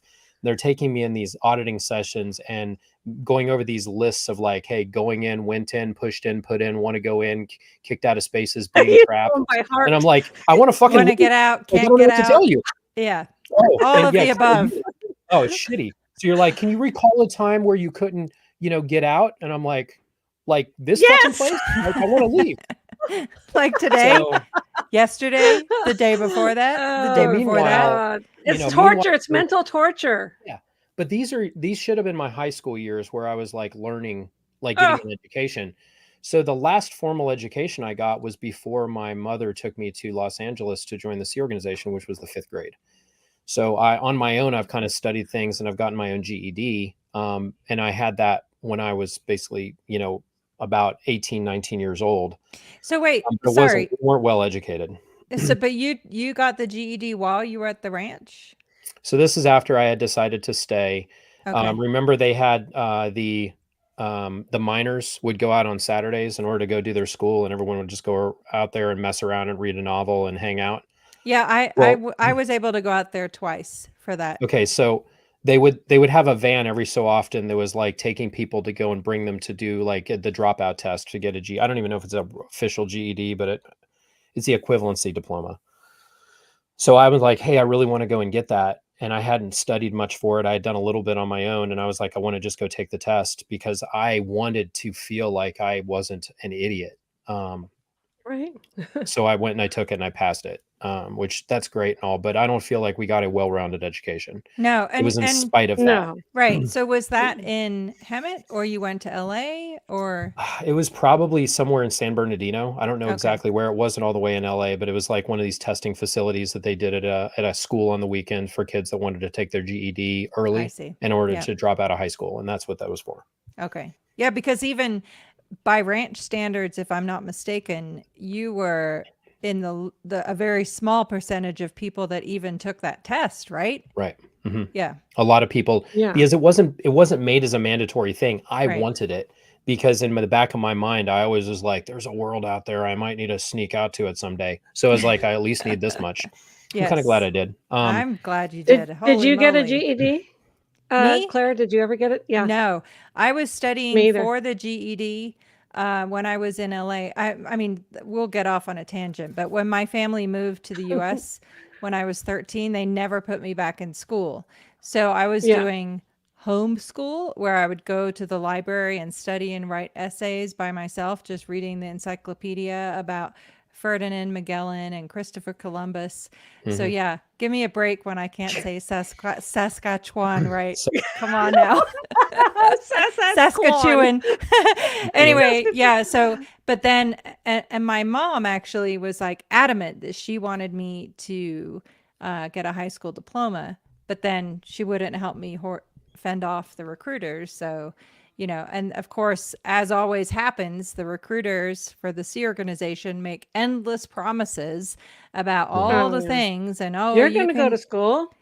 you're going to go to school. We're going to help you get your GED and you're going to become a class 12 auditor and you're going to be operating Thetan level 8, and your parents are going to be so proud of you. And if you don't join tomorrow, you're going to be in lower conditions, and your parents Yeah. are going to be super evil. So those are And your you're going to choices. get old, and we're going to extort money from you eventually. Yeah, and when you're 16 years old, I mean, like they guilt tripped me into thinking that if I didn't start the next day, Richard Reese, who was a good friend of my dad, would get a I committee of know him. evidence, and it was like this huge burden Oh, on me. blackmail. Yeah. Your life. Yeah, Anyway, craziness. Your life. Yeah. Yeah. What All a right, bunch of liars. what yeah. else you got? Something. Okay, yeah. So, okay, so you did the GED. Yeah. So Yeah, so one thing yeah, mindset wise, I got to tell you. So I went from yeah, like not wanting to be there, and then I was kind of put into a room with Leslie Epstein, Yolanda Avila, and Dan Probelski. They were the ones that are in charge of the ranch, and it was kind of a 2 or 3 hour screaming match about how I needed to stay. And then the thing that kind of broke me down was like, you don't have enough education to be successful if you leave. And that was the Ew. button that made me like, shit, they're right. I better stay. Not like And they they're could like, give it to you, though. it was that. And then they're saying, well, aren't you and Samantha friends? So then playing this emotion off of the girl that, that I liked. And then it was just like, that feeling, like that whole like flipping burgers thing that they're always putting in front of you, like that is something that's bad. I was thinking yeah. like, man, I'm gonna fail if I go out there. Like I'm gonna have nothing. Right. I'm so far behind. I would never be able to achieve my goals if I didn't leave. So I just decided to stay. And then They keep you when like the that. They keep you like that. They got me like that too. 8th grade, maybe I did. At the end of 9th grade, they took me full time, and I never saw another day of school. I never saw high school, not a day, never got a high Yeah. school education. Now I learned a lot of things when I was out there. We did a tremendous amount of construction, and I'm very good at those things. And most Yeah. of my math and most of like I learned a lot of crafts, like trade skills. And I'm Sure. glad that I learned those things, but it's not what I would consider a well-rounded education to be able to follow the career path easily that I eventually did. And I made that happen. But when your brain flips over to like, I'm going to be here, there's no such thing as half there or not. Like you're all or nothing. You have to become a complete zealot, almost an extremist, in order to work in those situations. And You're that's what I absolutely really right. felt like I became. Like at a flip of a switch is like, I'm all in. You're either all in or not in at all. And I had to go like that into it in order to feel like I was going to make it. Anyway. Yeah, no, Yeah. that's Yeah. a really good comment. You cannot, there is no half, there's no shades of gray. It's black and white. And that is, I think, a lot of the programming of the world of Scientology is dependent upon you having that black and white perspective. And honestly, I think that's a huge part of why education is so, undermined upon. and frowned upon Yeah. and minimalized and all of that, because they know that a good education is going to give you important life critical thinking skills that they Absolutely. do not want you to have. No. They want you That's a good point. easily influenced in order to work as long and as hard as they can work you. Yeah. And that's how it works. Yeah. Yeah. That's why Hubbard said his ideal candidate for messenger is a 6-year-old. Yeah, very easily If influenced. that's not Nazi youth, I don't know what is. It's pretty Yeah. bad. I didn't know that 6-year-old thing. Oh Yeah. God. It makes sense though. Yeah. What a creep. Yep. Well, good. Well, let's go ahead and get on to some comments because they've been building up. Okay. Great. You guys want to Yep, do that? absolutely. Yes, for very sure. definitely. Okay. So I'll be clicking and you be reading. Okay. Okay.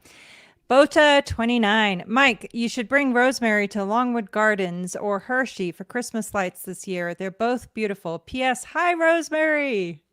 We absolutely will. We get season passes to Hershey Gardens, and we've taken her there a couple of times already. So yes, good time. Oh, Nice. Little it outings when sounds she like can something I deal would with like it. that. Oh yeah, That's it's a good time. amazing. Yeah, nice. Japan of Green Gables. Question: did Scientology in Florida ever really expand out from Clearwater into places like Pasco County? I used to live in Newport Richey as a little kid. Curious if there are Scientologists there. Well, I live in Port Richey and I haven't run into anybody. Nice. Matt drives Uber and he, drives them all around, but they're mainly down there in the Clearwater area. Yep. And They Dunedin, I congregate think. down there. Dunedin, a Yep. little bit. Yeah.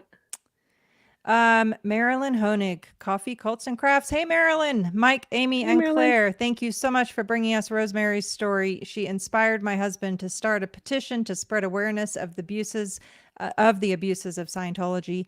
1,320 signatures so far. Boom. Excellent. Thank you, Oh, bless his Marilyn heart and and your heart. Duncan. I So think good. Duncan, Yeah, your Marilyn. husband. Yeah, I'm sure I have his name right.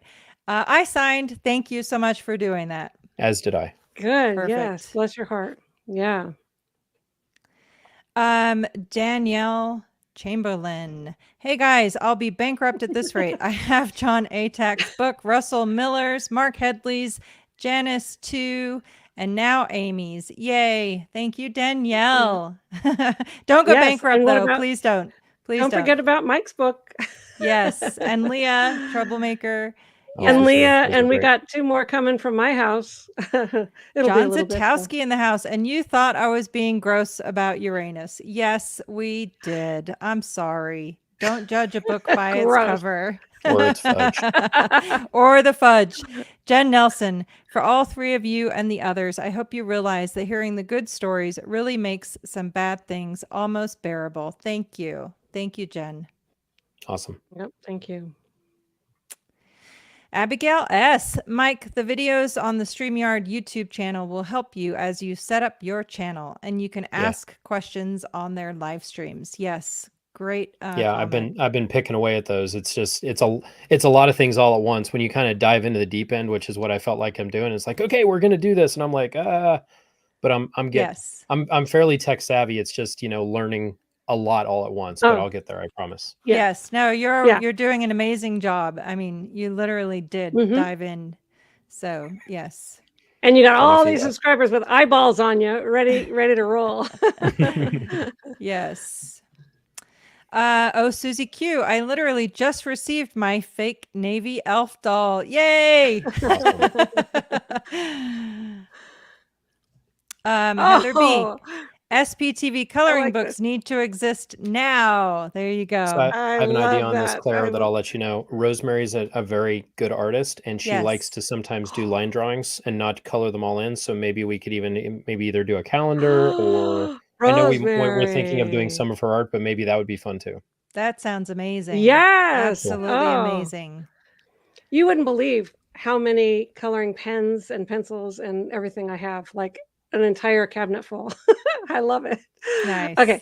That's awesome. When I was a little kid, my favorite thing to do was color. Oh, nice. Code Monkey, I just got a fractured tooth removed, but would rather go through that than to be in the Sea Org.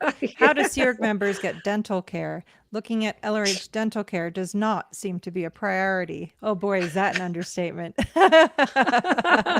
So this kind of like, dude who couldn't really make it as a dentist in the real world, that was like the in-house dentist up at the international base. And some of his dental works had to be redone. Like I remember I got something done and I came out, and then when I'm in, the civilian world, they're like, who did this filling? Like, we need to redo this immediately. Yeah. But I don't know what goes on, like in terms of PAC or flag. Like, do you just either not get it, or do they have what do they do? Yeah, no. So I think if you have an emergency, right? No, I know the answer to that. So Bob Horn was the dentist at the headquarters where we worked. And by the way, Mike, I had the exact same scenario. Me too. Where they were like, what the heck happened in here? What is that? And this is not what normal dentistry looks like. But there was a dentist at the HGB, this really, really old gentleman. I can't remember his name, but I'll find that, because it was like Wally or something like that. Anyway, and then there was a dentist at Flag too. And really, the sad part about it is that these were not good dentists. It was really a logistical aspect of keeping staff contained on their properties. Not with no importance. There was no importance placed on, proper dental care, routine checkups, any of that. It was literally like, the dentists were only dealing with dental emergencies. Yeah. So Yeah, wait well, for it to get it bad. cost me $6,000 to fix what he did to my teeth. Yeah, yeah, no, it's crazy. not good. Maybe it was. Oh no, I said that. Never mind. Go ahead. Sorry, I was having. Whoops, I just deleted it. Go ahead. It was just saying hello, Simone. Thank you very Yeah. much. Right? Yeah, Tarkina Meyer. Yes. But Claire, your updates at your IES event will be actual results and not faked, embellished events. Good to see you all here, and I love the bucket hat. Oh wow, she might have gotten a. I hope you got a Claire Bear bucket hat. Here, I can go grab it real quick. You want to see? Yeah. I What would. is That's what that? she's talking about. Hold Absolutely. on. Love the bucket hat. Okay, let's The check it bucket out. hat. Yeah, I don't know what that is. We're gonna find out. There she is. Sorry about that. I should have been. If this is what you're talking about, then this is the bucket hat. Does it say See? Claire Bear on it? Yeah, it does. See? Oh yeah. Oh, there you go. And That's actually really a cool design. and it's reversible. So on the other side, it's Nice. it's got the Sptv logo. There you go. Now I've got hat Wow, that's hair pretty for cool. you. Anyway, thank you, Tarkina Meyer. Yes, that's beautiful. And yes, we are so going to have amazing updates. I'm really, really, really stoked. We're going to have so much to talk about that we're not even going to get to the amazing clips, IES clips we've put together. But anyway, all right, Kimberly Stovall. My kitty, Bill in that cottage, fell asleep after kicking the dorky Davy doll in the head over and over. Bill loves his fake Navy Davy. Oh my gosh. Lori Plays. If any of you have a pic or pics of yourselves with Mike Rinder, I'd love to get a copy for a video project. Claire messaged you on Facebook. Okay, awesome. I will look at your message. Thank you. Good. Kimberly Stovall again at Amy Scobie. There are enough channels that are streaming and you are allowed to have downtime. There you go. Exactly. Exactly. I Thank starred you, that one. Kimberly. Thank you so much, Kimberly. Yes. Yes. Laura Estrada. I reflect on my 80-year-old mother during these stories, and I can't even imagine her going through that hell. Such injustice. Yeah. That's true. You know why my light is doing that? Because Why? Matt's walking around the back and it's adjusting to try to light him up. And so that I get lit up like a Christmas tree. Oh, Anyway, boy. sit down, Matt. Working on your tan. Yeah. Oh my gosh. Okay, we read that one, right? Okay. Yes. Next. Shelley, can we talk about Erin reading her letter and making us cry? My feels are still on fire. Oh my gosh. I know. That was, I mean, Rosemary, of course, we're talking about Rosemary's letter that she sent to David Miscavige and Tom Cruise. And that was such a powerful, powerful letter. Amazingly well done. And yes, Aaron's reading of it. I mean, hats off to him. I couldn't have pulled off what he pulled off. Yeah, he did it justice. And I know that it's such a hot topic for people because it's dealing, like, the things that she writes about in there weren't necessarily, like, she's asking for change for the people that are still there. That's right. And for families that are separated, I know that Aaron's like, and Aaron doesn't really share his story and, very much in his stuff, although it's, kind of become, public knowledge at this point, but his family was decimated by this whole disconnection thing. So for him to work through that, I very much appreciate it. And I feel like he beyond did it justice. So it very much appreciated that he did. Yeah, absolutely. And I will say that I know that disconnection also is such a burden. You kind of touched on it earlier, Mike, about the guilt that is erroneously programmed in relation to Scientology and the stifling of your voice and the muzzling and silencing of the victims of Scientology. I know I've had that. I had to work through that with a therapist, and it really is something that it's mind-boggling when you can look at it from the outside and go, wow, why would I feel guilt about saying what happened to me? And you kind of have this misguided thought that you're, that you're doing something wrong, and it's not. And there are so many people even now that don't speak out, understandably, because they know their loved ones still in will receive retribution and punishment. And that's really, really hard. And that's why I personally do not judge or, prod anyone into speaking out who's not ready to do so. It's a huge burden to take on. And it's a lot of trauma that gets stirred up. It's a lot of, but I will say that for me personally, working through all of that has been incredibly empowering. Absolutely. I think that people that are in that situation, a reaction of guilt is something that they're going to experience anyway as a defense mechanism, regardless of Scientology doubling down on it and making them like internalize it so terribly bad, not providing them the actual help that they need. I want to mention this, Claire, because Jen and I have talked. I have a cousin who's a social worker, and she's also got her degree in psychology, and Rosemary's niece. And we're going to do probably an interesting video. Claire, Jen, and we're all going to get on together, and Claire from the perspective of a very high trained auditor, and Jen from a perspective as a counselor social worker, the way you would deal with certain aspects of mental health care as people deal with certain things in life. What would be the Scientology approach to that? And then what would be one from a professional healthcare provider? Yes. I love and then me in the middle that. is Are you that's kidding? those things. I'm so excited. I really am. It's going to be amazing. And I have a feeling Jen's going to be like, wait, what? Oh, that's going to be very revealing, but I can't wait to hear her side. I know what Scientology's side is. I may can't wait actually to have see already that gotten a and the message from contrast. her, Mike. I forgot to mention that. So we're just at the Oh, point making when- sure she's all set up on sound and making sure everything's good on her setup, and then we just have to get all of our schedules to align. And that's and gonna be a sorry, lot of fun. I should have so clarified. excited. I think I already got a message from her, not about the live that we're going to do, but just about Rosemary. Yeah. Which was amazing. Yeah, Anyway. Jen is the one who initially, like, what's funny is Jen is about the nicest person that you'll ever meet, and was actually the one who helped get Rosemary set up to have healthcare benefits when she turned 65 and to start getting her Social Security payments. And then Scientology started taking those things. So Jen was there trying to help her because I wasn't able to talk to her.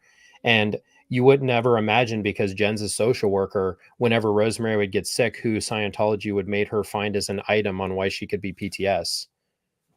Was Jen? Jen. Yeah, oh like my Jen's gosh, like, come on. So they're like, well, you have a niece that's a psychologist. Like, Jen helps like disadvantaged children. Like, anyway, this is going to be fascinating when we do it. I'm super excited. I cannot wait. I am for too. that. And then so all of my other excited. cousins, who aren't Jen are going to be all butthurt. They're like, you think Jen's your favorite now? I'm like, Levi, Allison, I love all of you. Anyway. Yeah, no, we can do a live with all of them. But the thing with the debunking, like therapy versus auditing, will be absolutely amazing. That's going to be fun. Yeah. Yes, very much so. That's so awesome.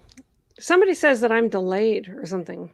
I don't look delayed on here. Do I look delayed to you? I just noticed that I thought I was having an audio delay because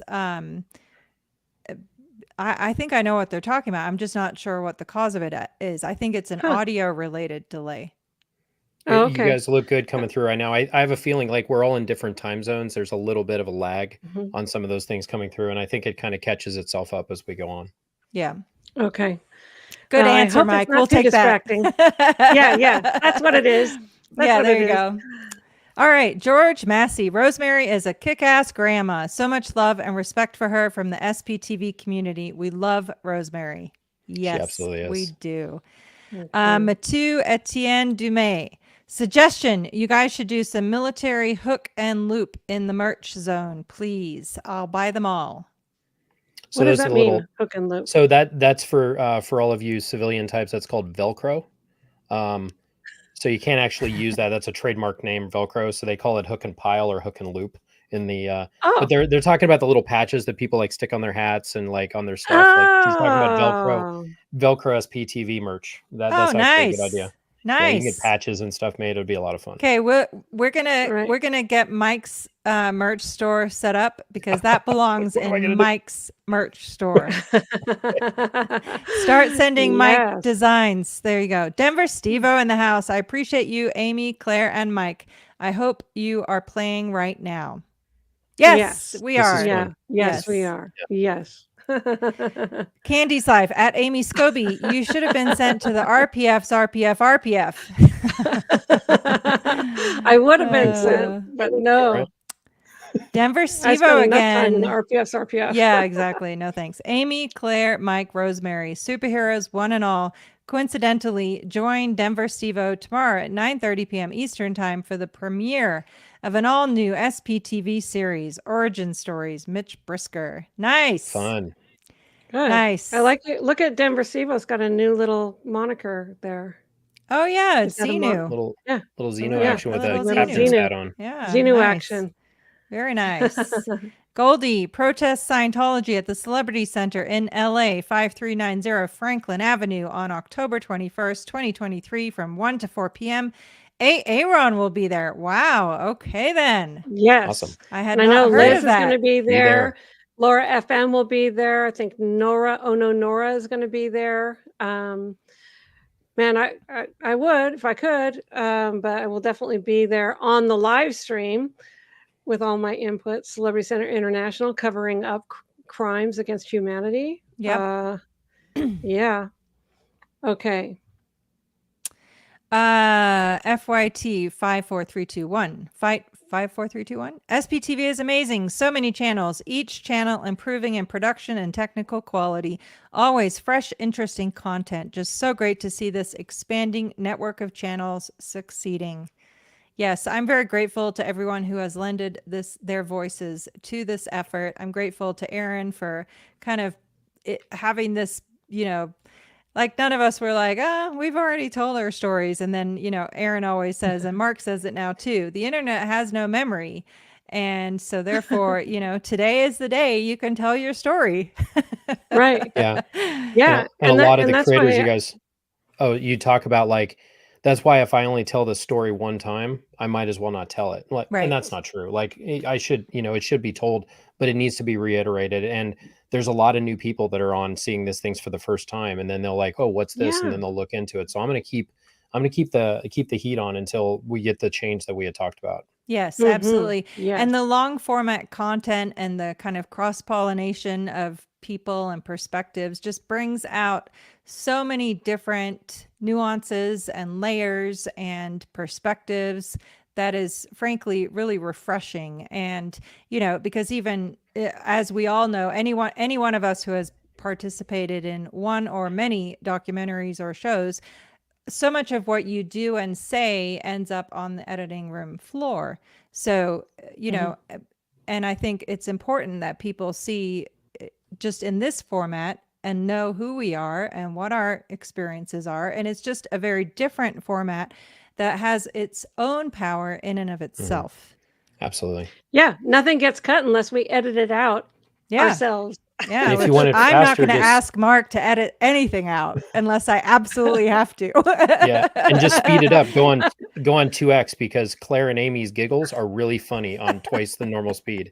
Oh, I gotta check that out. Oh, I know, my God. Aaron. I heard Aaron say that once, and I was like, "Wait a minute, what?" It's like chipmunks. And I you're like, listen is like, that's probably even funnier now.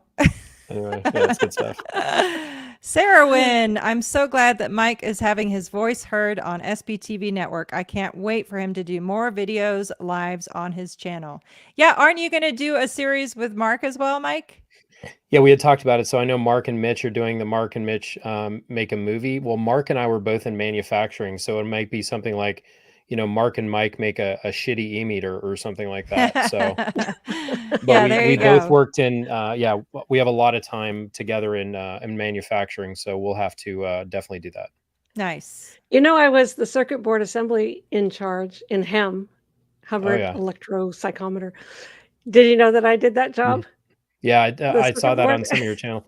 Yeah, and I was plastics IC before I was in charge of the print shop, so good times. Oh, good times, good times. All right, George Massey. Mike is so articulate and such a powerful advocate for his amazing mom. Thank you, George. I appreciate it. I just wanted to put that up there. It's true. X Mischief X. Question: can the social services help to get these elderly people out? It's elderly abuse. Yes, we're working on that. Yeah. If you have loved ones in the C organization, especially elder, please do reach out to us or reach out to the Aftermath Foundation. Ask for a welfare check. Demand a mandatory reporter. Be present. Absolutely crucial, that part. And yeah, let's Yep. keep exerting the pressure because it needs to happen. Yes. Laminia M. Don't feel you need to be happy and bubbly. This is so traumatic. Love you, Mike. I appreciate that. And this does feel good talking about it. Like, you know, Yeah. these are things that I haven't necessarily talked through. So we'll get my therapist cousin on to talk about other stuff, but talking to you guys is going to work just fine for me. Nice. Right. Nice. Yeah. I know. It really helps. And I don't ever cease having new realizations and stripping away things and realizing how different things affected me. It doesn't stop, you Yeah. know. Right.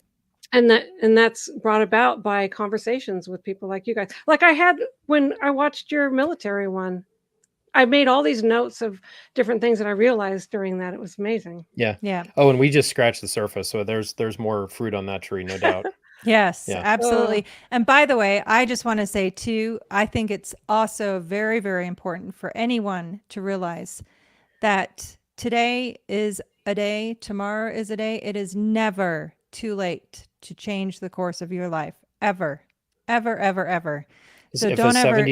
If a 76-year-old woman who is on oxygen and needs help to get around is able to get a fresh start and get her life under control, like you can absolutely do the same thing. You don't have to live like shit.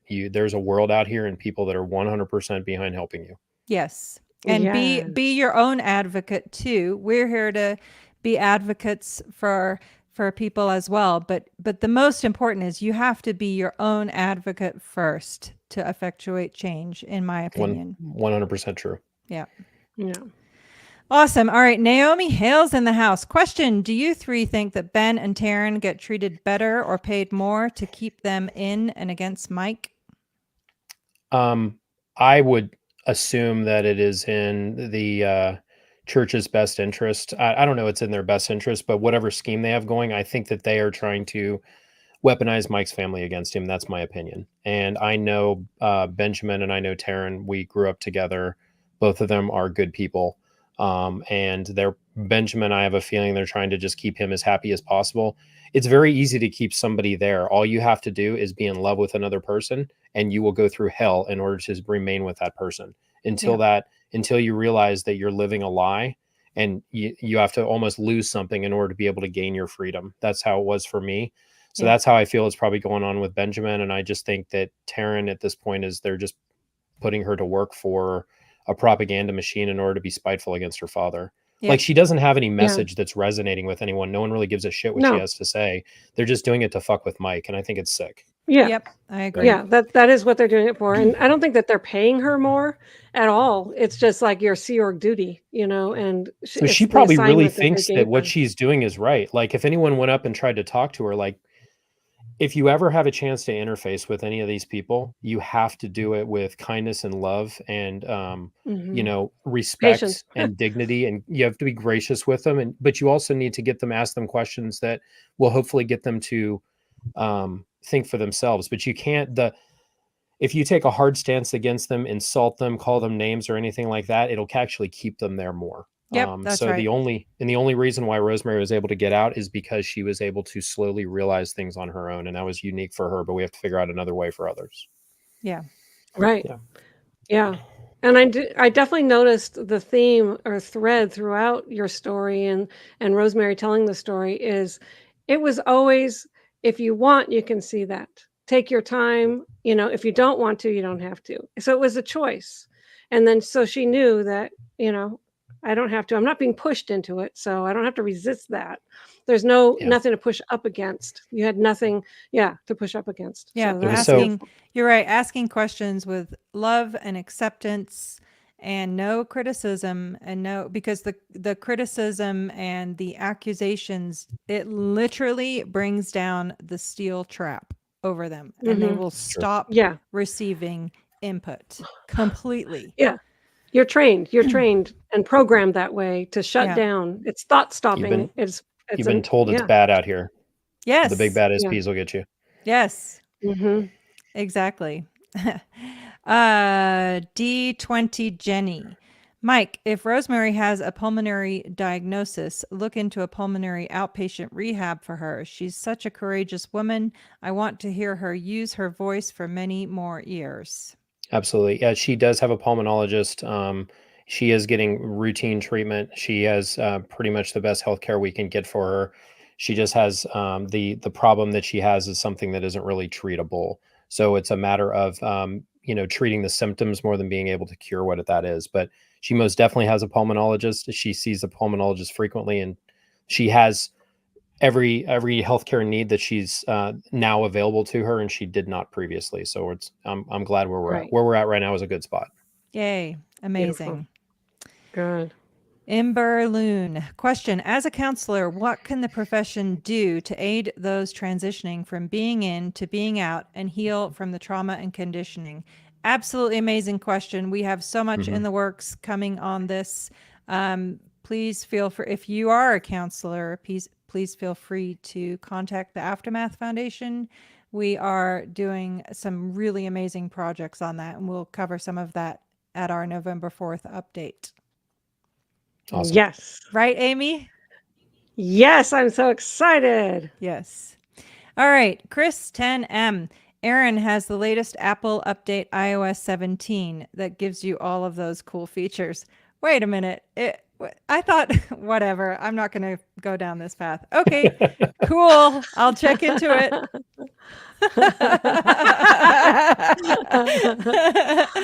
All right, Tess, question. Mike, would you or your mom ever think about writing a book? Your mom is such an amazing person. I have some ideas on that, and let's just say to be continued. Awesome. But yes, we have some Ooh, I really. like that. It's a matter of data collection at this point, and I'm very much doing it. Nice. Amazing. Okay. See, so much good That's things in the great. works, folks. Yes. Mischief X. Question. Can social services help to get these elderly people out? I suggest that anyone with elderly relatives in the cult should ask for coordinated welfare check all on the same day. Yes, and with a mandatory reporter present as well, in addition. So Yeah. and one complication that exists with these people is they've been there for so long. Almost think of an animal that has been in a shelter for a tremendous amount of time. They don't understand life outside of that. And I don't want to relate people to animals, but I'm trying to give you an analogy on the mindset of they're almost scared to go outside. They Right. are scared to look into the real world. They don't watch the news. They don't have interaction with normal society. So for them, it's that prison of belief. For these people, they have been there for decades. This is the only life they know. And it's a matter of, that's why I say the calm approach to things, because if it's an aggressive approach, it keeps them there. We have to figure out a way to make it safe for them to come out. And Yeah. it is a complex problem, and it's not one with an easy solution, but we have to keep trying until we figure out how it's going to best work. So Yep. more there, we're going to have to work on it. Yeah. Agreed. Yeah. Yep, lots more in the works. PT Bird. Question. If Scientology is charging the Sea Org members for services, does that invalidate the billing year contract? Also, can Sea Org members ask for back pay? Good, solid questions. It's a solid there. So the whole Sea Org contract is just a bullshit agreement that isn't really binding. They have you sign other legal documents and things that basically get people to sign away their rights to be able to really do much. They're manipulated from the get-go, unfortunately. But for them taking her money while she was a Sea Org member, and they even wrote a letter back to her saying, "Oh, our bad." Once we started like, "Hey, our attorneys are sending you a letter. You need to start doing this." They were terrified of it. So They know they're in the wrong on this. But in terms of back pay and all that, I mean, Claire, you guys dealt with a lot of that crap. They Yeah, take that's advantage of their people. actually after our lawsuit is when they changed the agreements that Sea Org members sign to say that they are volunteers. They're volunteers, and they changed to direct deposit and all these other things. That was after our lawsuit in relation to labor law violations, human trafficking, and various other things. So while we lost the lawsuit, it's in the judgment that had we pursued other causes of action, such as false imprisonment, assault and battery, etc., we may have fared differently. And, Scientology has changed things. Not that I Because trust of them it. further than I could throw them, and not that but that's where I see the value in continuing to exert pressure, continuing to shine a light, continuing to speak out, because that is the only thing, as Rosemary said in her letter, outside influence and exertion of pressure is the only thing that will ever effectuate a change within that organization. Absolutely true. Perfectly said. Question, Claire, what was your first date with Mark in the normal world after you escaped? Well, the night that I arrived, it wasn't that's not a date. I wouldn't say that. And then plus anyway, that's going to be in my book. How was that for a cliffhanger? Oh, now we need to know. I think we went to the movies. We had no money, and we had no car. So it wasn't like any fancy schmancy dealio, but we were free. So who cares? Absolutely. Probably the best date ever. That's a fun Yes. All right. Bonnie L. Bailey. Courtship is a step up from dating with the intention of marriage. Okay. Yeah, that's not the right word for it. We need a word that expresses a step down from dating. Right. Yeah. Yeah, exactly. So it's almost like it's like transactional. when my elementary school little girls come home and say, "Dad, I have a boyfriend," and I'm like, "You're 7." Yes. It's like we're scared to talk to each other. I mean, that's kind of what it's like dating in the Sea organization. Yes. Right. Yes, exactly. Nope. No privacy. No, None. not anyway. Yeah, we'll have, I'm sure we could do endless talks about that topic just strange. in and of itself. Yeah. So bizarre. Barb tries. Question for Claire. Are you a U.S. citizen? And if so, when did you do that? Yes, I am. And you are. Yeah, that's kind of a long story. The short version is I was told if I moved to the U.S. And lived here for 2 years before I turned 16, that I would automatically qualify for U.S. citizenship. So I was like, sweet. Moved here when I was 13, lived here for 2 years. I got a green card, of course. I got a green card so long ago, in fact, that it did not have an expiration date. So it became this unique antique. But of course, then I was in the Sea organization, and none of my personal effects or paperwork was any kind of priority. So I never submitted it. Then I got out, and I was like, started to have trouble traveling because of my ancient green card, especially after 9/11. And so I finally did the application, and the response came back saying, yes, you did qualify for automatic citizenship. However, you had to apply before you turned 18, which obviously was many, many, many decades ago at this point. Yeah. So I had to start all over from scratch completely. Wow. But the amazing thing, I'll end with this. I became a citizen in August 2019. But in my final interview, one of the questions was, gosh, I should have written it down, but it was something like, have you ever been part of a coercive group? And I said, yes, I was actually in the Sea organization, and I explained the whole thing because that seemed to me, however the wording of the question was, my answer was yes. And there were 2 agents during my interview, and they said, oh, we watched Leah Remini's Scientology in the Aftermath. I'm like, yes, I was in all 3 seasons of that. They were like, wait, what? Anyway, and I'm like, so am I good? Yeah. It was amazing. It was so amazing. Oh. Anyway, so yes, I am an American citizen. Very proud of that. And in fact, I just got British passports for my kids Wow. because Oh, they can have fantastic. dual citizenship. So it seemed like only fitting that I have a British passport Yeah. and American passport, and so do they. Yeah. So there you go. Might as well. Oh, that's Yeah, cool. good for them. Yeah. Mark doesn't, Awesome. though. No, he does not. You can stay behind. Likes to suck. Yes. Yeah, but that's what he would say. But just on the Aftermath, wow, far-reaching. I mean, Yes. I can't go anywhere without somebody knowing that show and praising it. It's really funny. It doesn't matter where I go or who I talk to, someone's seen that. So Yes. that is really, Completely. really good. Yep. Mhm. Gary Gunnels, does the Scientology leadership believe in all the claims, etc., of Hubbard, etc.? Are they just grifters or true believers? They're religious Well, extremists in There you terms of go. their they're beliefs. extremists. Yes, Like that's there what is it is. no, there is, it is all like, I know in some religions you'll have, you know, varying degrees of religious acceptance and belief and all this. Scientology has one switch and it's all on or not on at all. So Yeah. you can't be a Precisely. little bit, you have to be completely and 100% dedicated to it. And I know the word extremist is going to, like, it's almost like it paints a picture in people's minds about what that means, especially in this day and age. But Scientologists believe, especially in the management level and the people that work in there, they believe in it utterly. And anything that is said, Mhm. any random ass utterance out of L. Ron Hubbard's mouth, and now whatever David Miscavige, you know, spouts out, they just blindly follow it. They will do Yep. exactly what Yep. they're told. And I think Taryn Mhm. is a good example of that. Like she Yes. doesn't It's a even know what perfect she's doing. example. Yep. Right. Absolutely.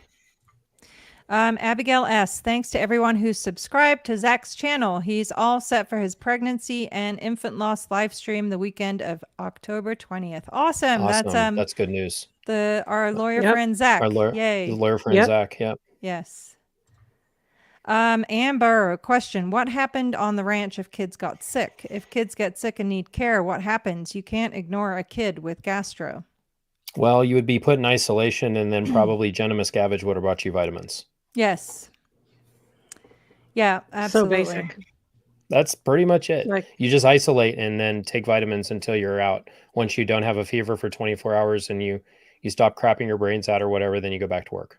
Yeah. I think I went to the doctor once when I was in the cadet org, and that was because I had chicken pox.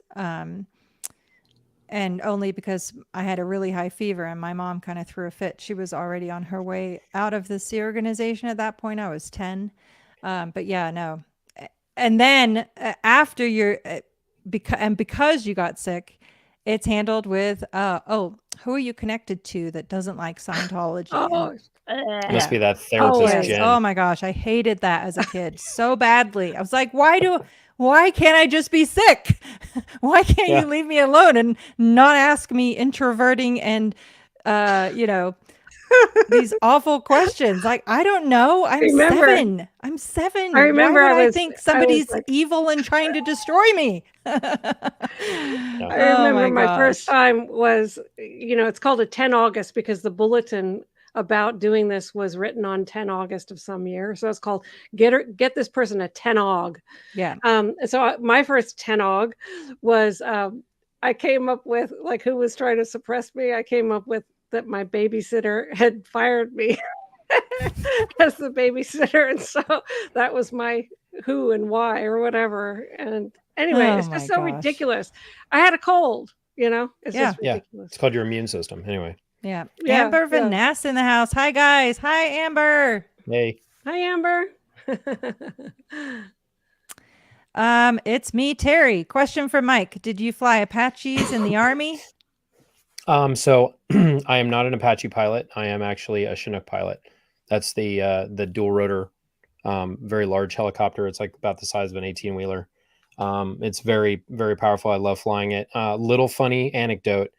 So when you're an instructor pilot, then you'll have a senior instructor pilot. we call that a standardization pilot. So I've actually been a standardization pilot for many, many years. And in the Army, they refer to that, in the senior piloting unit is referred to as the SP. So I've been an SP in the Army for about a decade, and I've been an SP as far as Scientology has been concerned for about 20 years. So it's been a hot minute, but I'm an SP in both locations. Boom. Double Boom. SP power in the house. Pow, pow. You're a total SP. Total SP. Oh, gosh. Well, should we do a final giveaways? Yes, let's do that. And Okay, Mike, and I hope we didn't yeah. scare you off. I hope you will consider coming back Oh, this is fun. periodically. We won't Yeah. you know, choke up your time, but I'm sure there are so What do many you mean scare you off? things. This is amazing. What did I we really do am. to scare them off? I'm just saying it's okay. If we did, I'll apologize graciously and try to do better next time. Help me. Someone get me out of here. No, I had a great time. You'd be Thank you so scared much. with cute little Claire. Okay. All right. So here we go with the banners. So, okay. Is it going to be a Blown for Good book or what? Yes. Yeah, Mike, will you do me the honor again if you don't Sure. mind? Okay, awesome. All right. So hold on. Let me get the thing up here. There we go. Signed Bam. copy of Mark's book, Blown for Good, Behind the Iron Curtain of Scientology. All right, let them roll. I'm going to start the countdown. 5, 4, 3, 2, and 1. Show. Noble Jacks, book me. Boom. Noble Jacks. And Good. Mark just reminded me we have a call in 5 minutes. I completely forgot about that. Noble Jacks. So I got we're you. almost done. We're almost done. Yes. So I'm Noble Jacks, gonna shoot me an email, claire@blownforgood.com. Thank you so much.